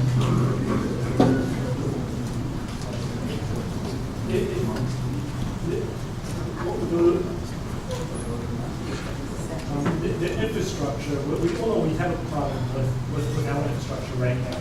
And And there are thousands of more houses. This is the, I'll put the top of that. There are thousands of more houses. We have a problem with infrastructure now. There are thousands of more houses that are already approved. There's not going to be any, we have a problem now, we can't drive down the streets. If we're not going to do something that allows building and improvement of roads, the roads are never going to get improved. How do we get all these roads approved? How do we get people down Fourth Street now? No, there's no way to do it. The only way is if there's going to be people in the future paying into a fund that's going to allow it to happen. And the only way I see that happening is if the housing is allowed and infrastructure is put in at the same time. That's just the thought that I have. Mr. Suarez, you have anything to say when we get close now? I'm not an attorney, so I don't get to do closing arguments. No, actually, I know that the hearings are going to be continuing, so I don't have any comments to this. Marty, do you have anything? No, I don't. Do we have a, So, Mr. Jackson, I don't know if you had a list of amendments or changes or recommendations or. I think that there were certain clarifications that. Clarifications? Right. So certain clarifications we can make on this zoning map. And we can have those and distribute those tomorrow. We could have it as the first order of business tomorrow night to make sure that those clarifications are made, that it accurately reflects the report and move forward. And I'd like to, when you bring the two maps tomorrow, just show, I mean, I went through this map pretty good. And it just show why you came up with the recommendation for each zone. And I went through it, but if you could just go through each change and why you recommended that. I think we'll put that on the record. for certain areas, the density is here anyways right now, just changing the zone. It's multi-family, and they can draw such time. It's not that they're the same. It explains why we're saying R75, which is RM. Mr. Jackson, I just want to, we can have updated maps tomorrow. Well, the map that you, or the version of the master plan you have to adopt, according to Cox, should be on file 10 days before you adopt it.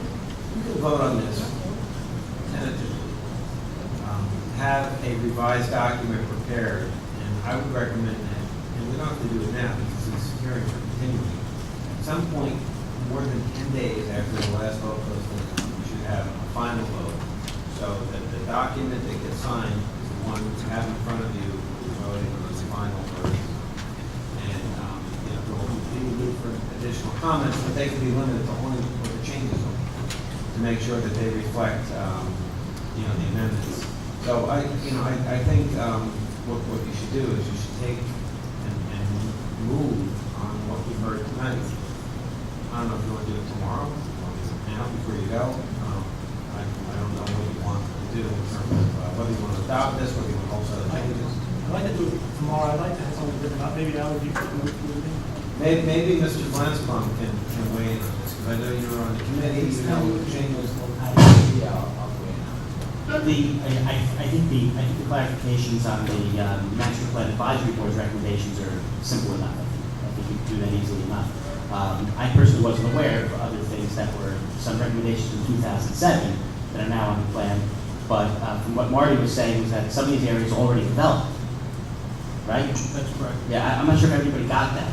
That certain areas that were recommended for changes in 2007 have already been developed in accordance with those recommendations, even though those recommendations were never actually implemented. In other words, the master plan is to reflect the development pattern that took place. That's right. So in other words, if that's what I heard from you, that there were certain, so if those areas are already developed in accordance to whatever those recommendations were, there's nothing to deliberate.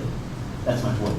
So, I think it's good to put it on. yeah, so maybe on the map that you give us tomorrow night, you could write, you could make a distinction between the 2007 recommendations in areas that have already been developed in accordance with those recommendations, and then the recommendations from 2017. Yeah, and for what I'm hearing from the board, we're not going to go into substantial details, so long as it's clarified to the board and the board understands. That's right. Yeah, just clarifications.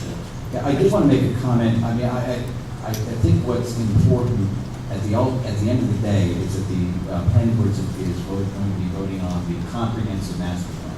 So, with due respect, I think rather than voting on it piecemeal, I think we need, as Mr. Jackson had indicated, we need a final document that gets voted. Well, I think that, the reason that we're reviewing the zoning map first is to clarify whatever needs to be clarified, and then have that document tomorrow night, and take what we were saying before, some sort of like straw vote, just so, an acknowledgement that, okay, the zoning map looks good, now let's go to the rest of the master plan, because there's a lot involved in the master plan, not just the zoning map.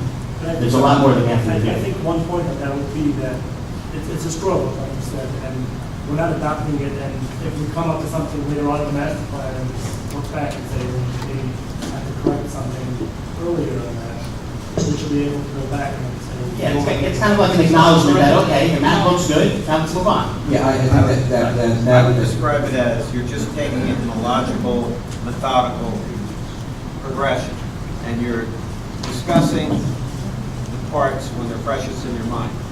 Like, tonight would be a good time to talk, or even maybe first thing tomorrow, would be a good time to talk about the things that were all addressed tonight. So you haven't lost track of it. And then, like Mr. Slahaka said, yes, there has to be a final vote on the final vote. I don't see why you can't break it down into sections like I think you have proposed. And Mr. Herschel, that's up to you. I think that tomorrow, the first thing after we have the map, we should take a vote on whatever we spoke tonight. Then we should go on to all of the reports for the committee. Excuse me, Chairman, I just have one comment. Yeah. John, I think there are several board members that are going to miss certain meetings and have to listen to tapes. So for example, I can't attend tomorrow night and I plan to listen to the tapes. So then I don't know if it is appropriate to be doing any type of voting at that point. Yeah, well, I think, everyone's here tonight has heard the whole thing. I know Mr. Grunberger came in. I don't see any issue with him voting. He missed a little bit of Mr. Truscott's presentation, but that was just to explain the plan. And if he's read the actual document, I think that's okay. He's heard all the public comments. He's heard all the corporation. Mr. Hipperson's the only one who's not here, and I can certainly provide him the recording if he is going to be attending tomorrow night. Well, but the Grafis will be here tomorrow, so I don't know if you want to address what's been addressed tonight. And I don't know what the feeling of the board is. Nobody's really made any comment about whether they're on board with the plan as it exists with the minor amendments. Do you want to talk about that now, or what do you want to do? I think that we all pretty well for it. Everybody said his opinion. We want the infrastructure fixed up, the traffic, and the cars parked. Garbage. But I think we will. let's see correct it back tomorrow night. Yeah, And then we're gonna. I just want to clarify, I know that there were some comments about sort of talking about the circulation plan and we're going to be getting that into that discussion later. We're not going to be making all the editorial revisions by tomorrow. It's impossible. Right. And like Ellie pointed out, tomorrow night we'll take a look at the map. We'll acknowledge that this is what we want to see. Then we'll move on. Then there might be other aspects of the plan which may make us change our minds later on. At one of the other hearings. Yeah, and I think Mr. Jackson would agree with me is that as you hear further public comment, if you want to refine those changes, and you're not foreclosing any further revisions, but you're moving forward in logical progression. I somehow put down my list of what we had. Because, John, I think we will go tomorrow for a vote on the density, all the zone changes, knowing that we can go for a final vote. The 10 days probably. What were the things tonight that you want to revise based upon what the discussion was? Based on what's been presented? What are the revisions that you want? Can somebody listen? We don't have to have the chapter. There was one revision that I heard tonight. I don't remember the gentleman's name, but he was talking about that Cherry Street off of Ocean Avenue. And that's all small houses over there in bad shape. As R10, he wanted R75. He's going to develop the whole road. Right, to develop the whole road. I think most of the areas are R75. It is, right next door to us, R75. Then R10 should be changed to R75. It should be. Take a look at it, and if you get a chance to drive over it. I was there. And there's some other things, the letter from Mr. Flannery that I'd like to preface exclusively. So that's going to be heard, and tomorrow, Mr. Flannery will have a chance. Since it's Mr. Truscott's document, I would suggest you make a list. Yeah, And then you can make a motion based on this list, like Mr. Franklin said something about Cherry on Street. Cherry Street, it should be an R75. Okay, so that's a new one, but I heard the comment also. Yeah. But I believe there was really only two changes, which I identified. The Cherry Street R75 was recommended in the 2007 estimate. I agree, yeah. It was. And everything that was surrounded was R75, but that was left out for some reason, I don't know. It should just be continued for the 2007. Okay. And what else did you want to comment on? I think the report should contain something about the schools that it should discuss that as a matter of fact. Well, we're gonna get into other sections of the master plan.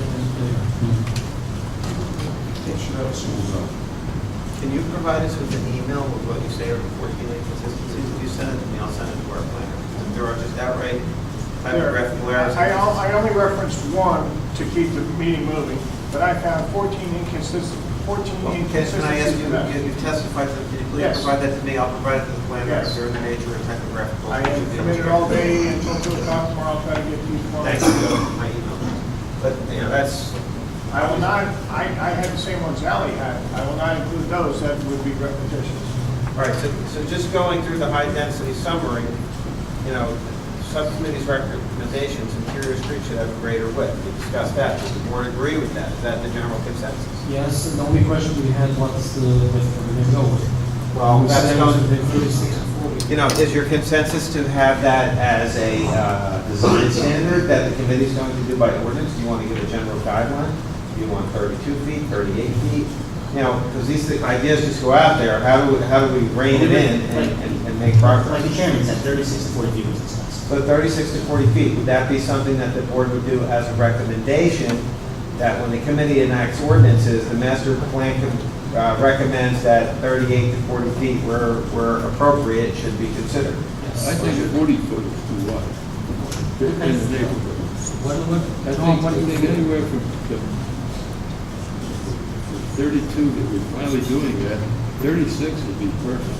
Okay, so Mr. Truscott, you should put that in your notes, you know, number one, that does anyone on the board have a different view of that? Do we all agree on that? I think it should say 36. At minimum 36. I feel like there's a procedural question here, because these are really good for review purposes, these subcommittee reports, but what the planning board is approving is this stuff. Exactly. Like, where is that language and that summary in here, and what wordage are you approving in here? Those are great summary points. That's what. But we shouldn't be approving that. Al, this was on the summary of the... I understand that. You're not approving the summary, you're approving this. Where is that We're asking information? Mr. I'm sure it says it there, but We're saying that we want to put that in there. Yes, we're saying Mr. Truscott has to amend the master plan and put that in there. And these elements of it. It's on page 37, recommended for further study for those, to change some of those things. So recommended for further study doesn't mean. So let's move right down to 36. So We all agree. So we don't want to have a quick break.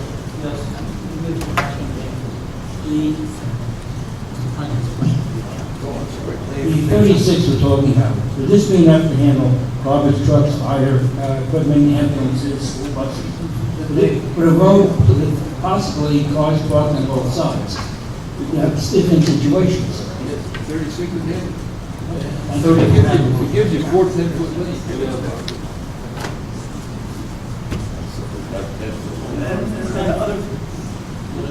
If you want to have 4 8-foot lanes. And it's 26 and a half foot. The other point is that, I think I brought up, if anyone disagrees, and you can say disagree, I let it talks over here about interior, all interior streets. I think it should be all streets. We're recommending those streets. Move the streets or remove those. All right, so that revision should be made, and I think in principle, the board can move forward, and, you know, we'll have to take a vote on when we get the document in front of us. I think the consensus of the board in principle is to make that recommendation. That, and it's not an actual, the master plan says where appropriate, the governing body should adopt ordinances and try to facilitate a 36-foot wide road.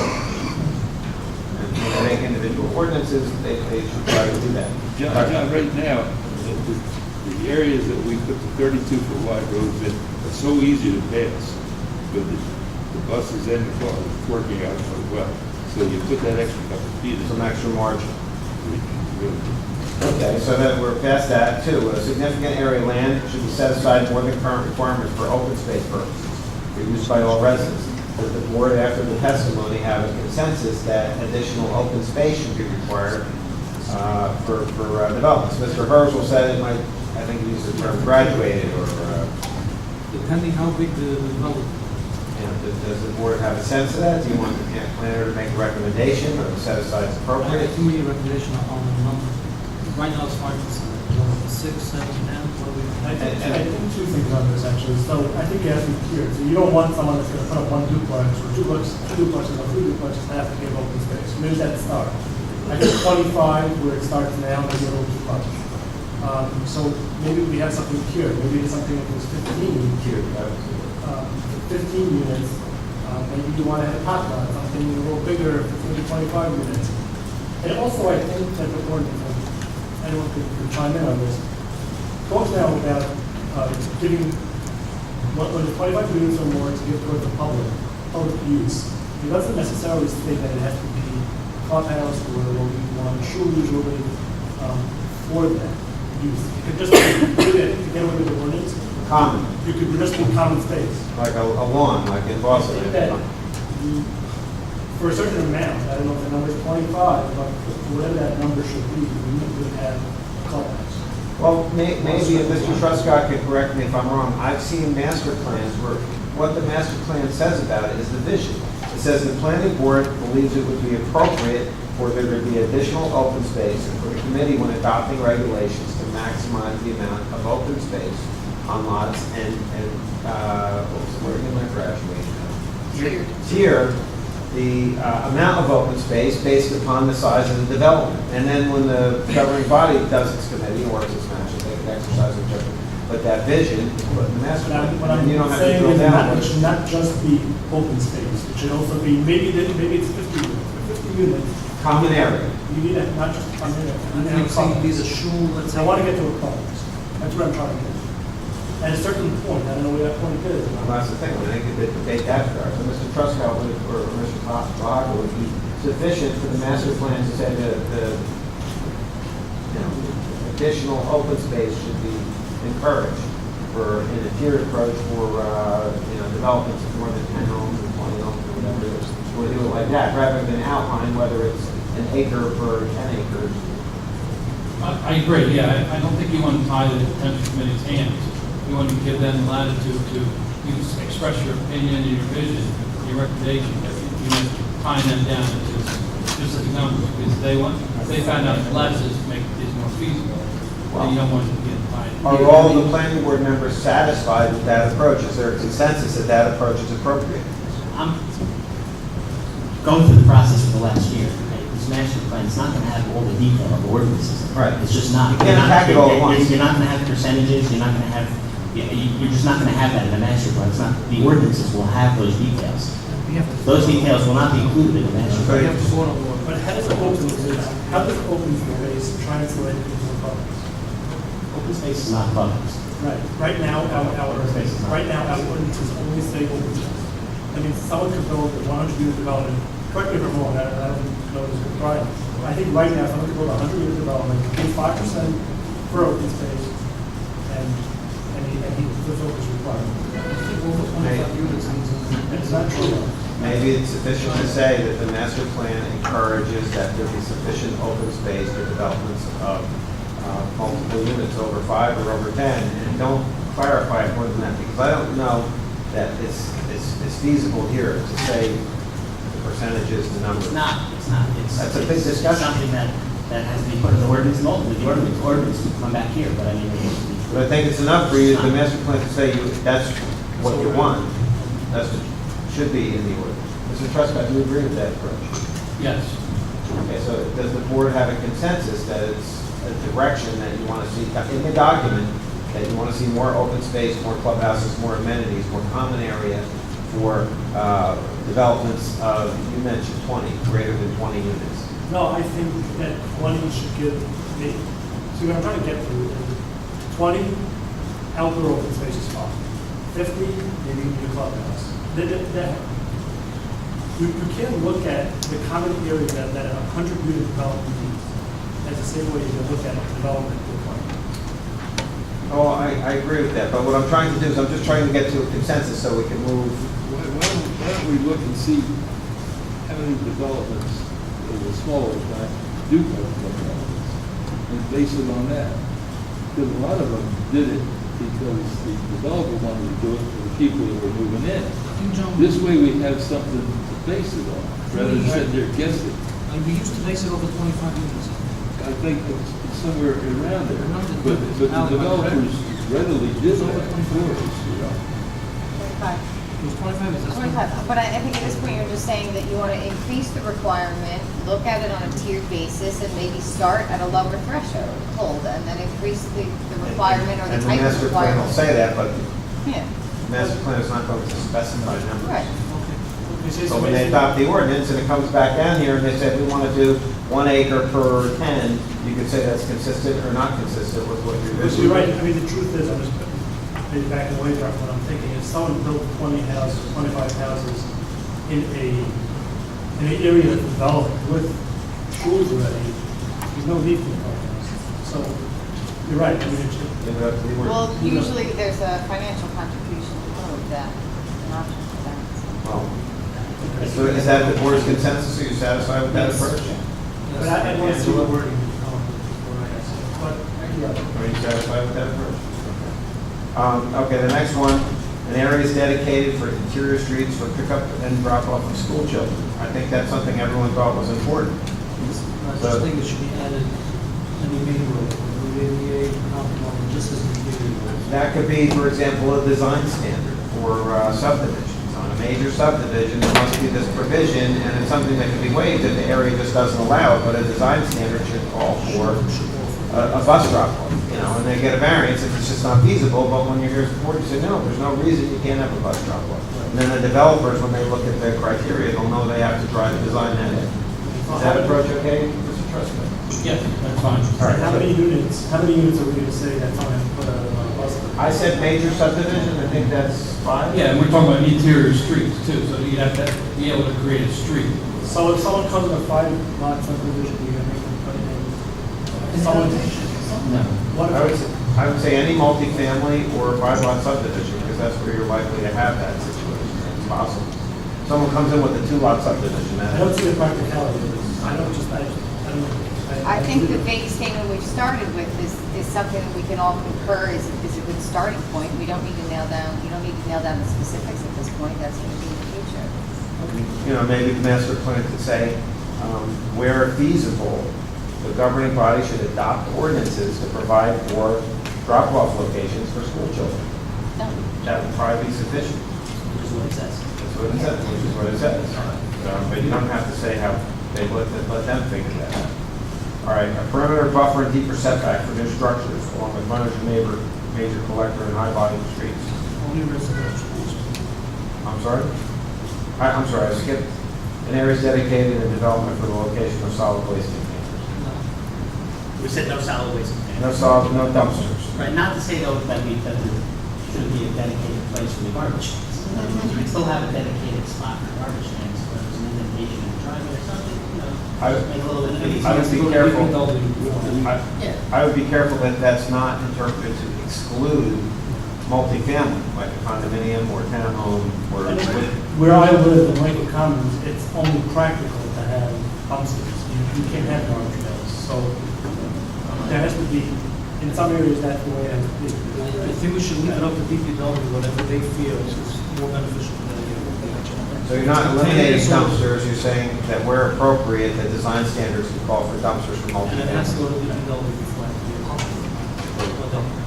And the ordinance should try to get input from DPW. Yeah, prior to coming. fine. Do More than you that, remember, right? do you remember why you came up with this recommendation? Like, what was the thought process? All right, the next one is perimeter buffer with deeper setbacks along frontage or neighborhood collector and higher volume streets That's only for residential. for residential, so. Yeah, commercial has to be really different. Can I just give the background on that? The background on that is that if you drive that cross street, there's 1,100 houses in Fairway, and you can't see it from the street. You'll never know.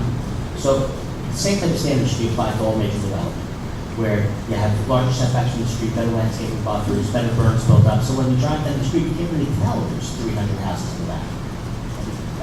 That's the thought process of that. So, Mr. Truscott, how would you put that into the master plan so that when the governing body adopts ordinances, it can accomplish that? Well, I think it just changing to saying adopting ordinances and adding some little expanding on that. So the governing body should look to adopt ordinances to have greater setbacks, to have more greenscape. Greenscape for residential. And more setback for residential, okay, so that can be done. So you followed all those recommendations. A landscape buffer between residential and strictly approved, landscape buffer between different land uses, residential and commercial. Is everyone on board with that recommendation? I think we have to implement what we have right now. Right now it's 50 foot. We're giving waivers. Okay, so you don't see, you just want to emphasize to enforce the existing regulations. You don't see a need to increase them, you see a need to follow what we have.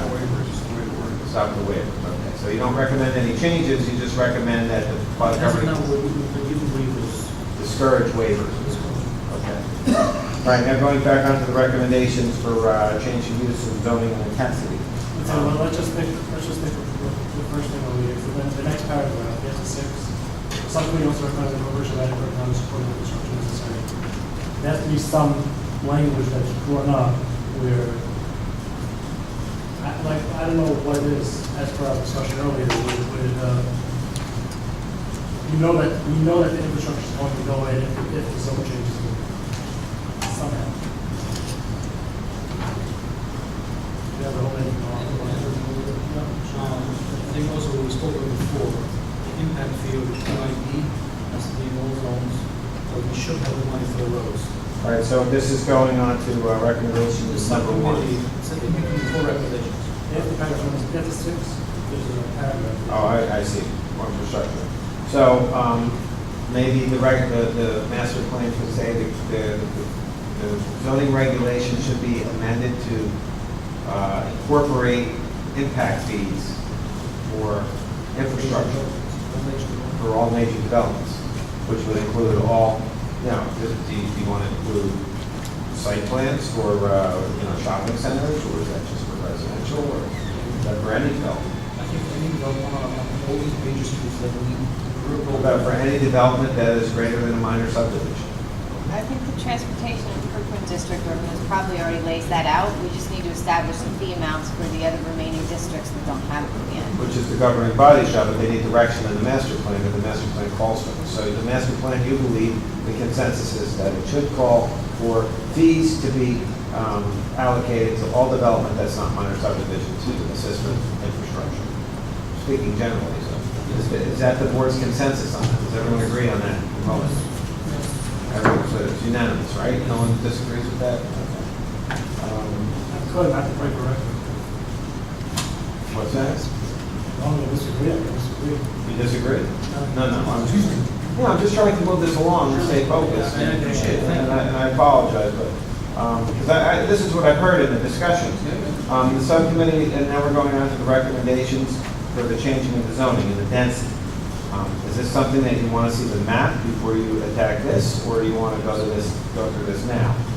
I want to see You want to see the map? A lot of us are going to figure out where they're at. So we have a consensus on 1 through 6, and as modified, Mr. Prescott has the notes, and you're going to defer to 1 through 12. Tomorrow, we're going to do that first once we get to. I think we just had it today on Cherry Street, I think it's Okay, number 13 is to add Cherry Street. Cherry Street just spoke.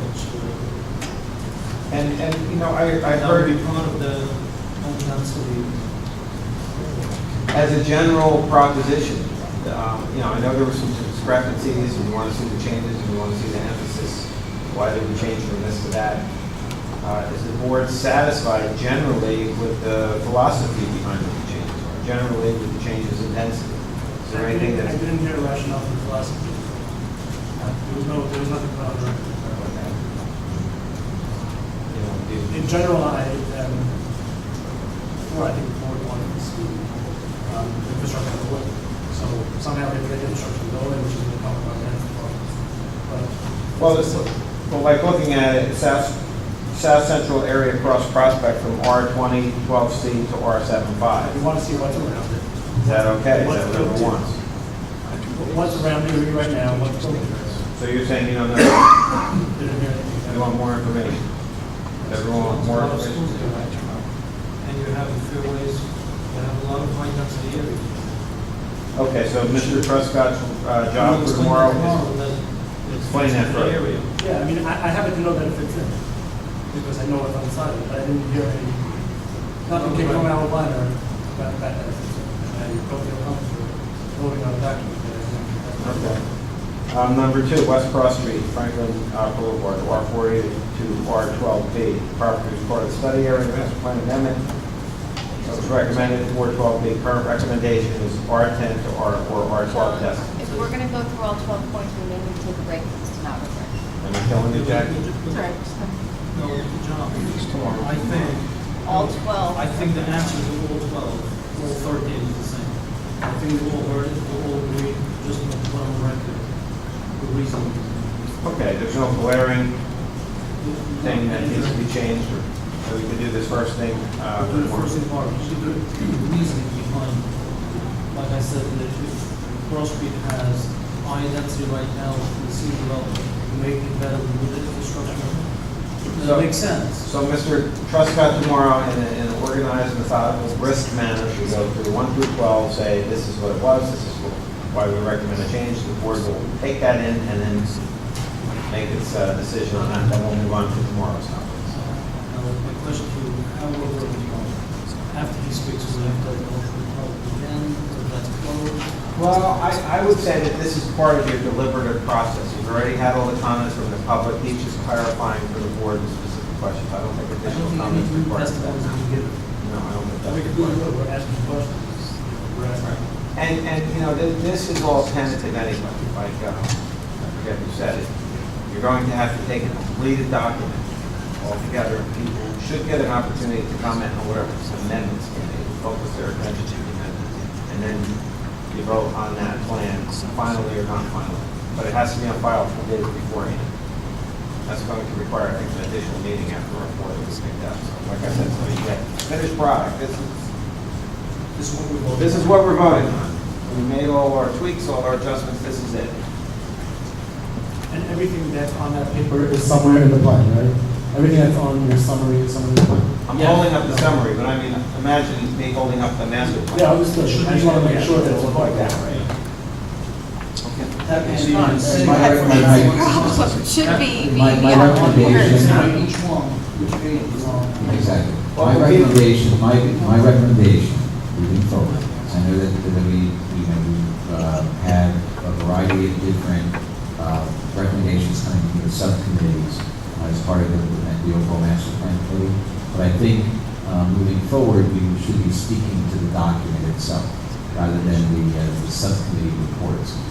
We can refer to the subcommittee reports as necessary to provide the justification of specific recommendations as we go through each one of the elements of the master plan. But I think the deliberation and the focus has to be on the language of the master plan, not the subcommittee reports. I agree with that, but the subcommittee reports focuses on a particular area. But yes, ultimately you're adopting them or not adopting or changing.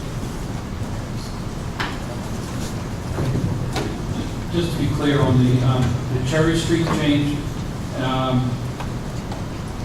right now it's R10, you're talking about R75, is that something that you want to recommend on the map? The same recommendation that was in 2007?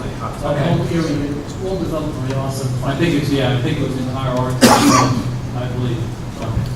Okay. You double check. Yeah, I know it, yeah. Oh, well, thank you very much, and we'll continue tomorrow.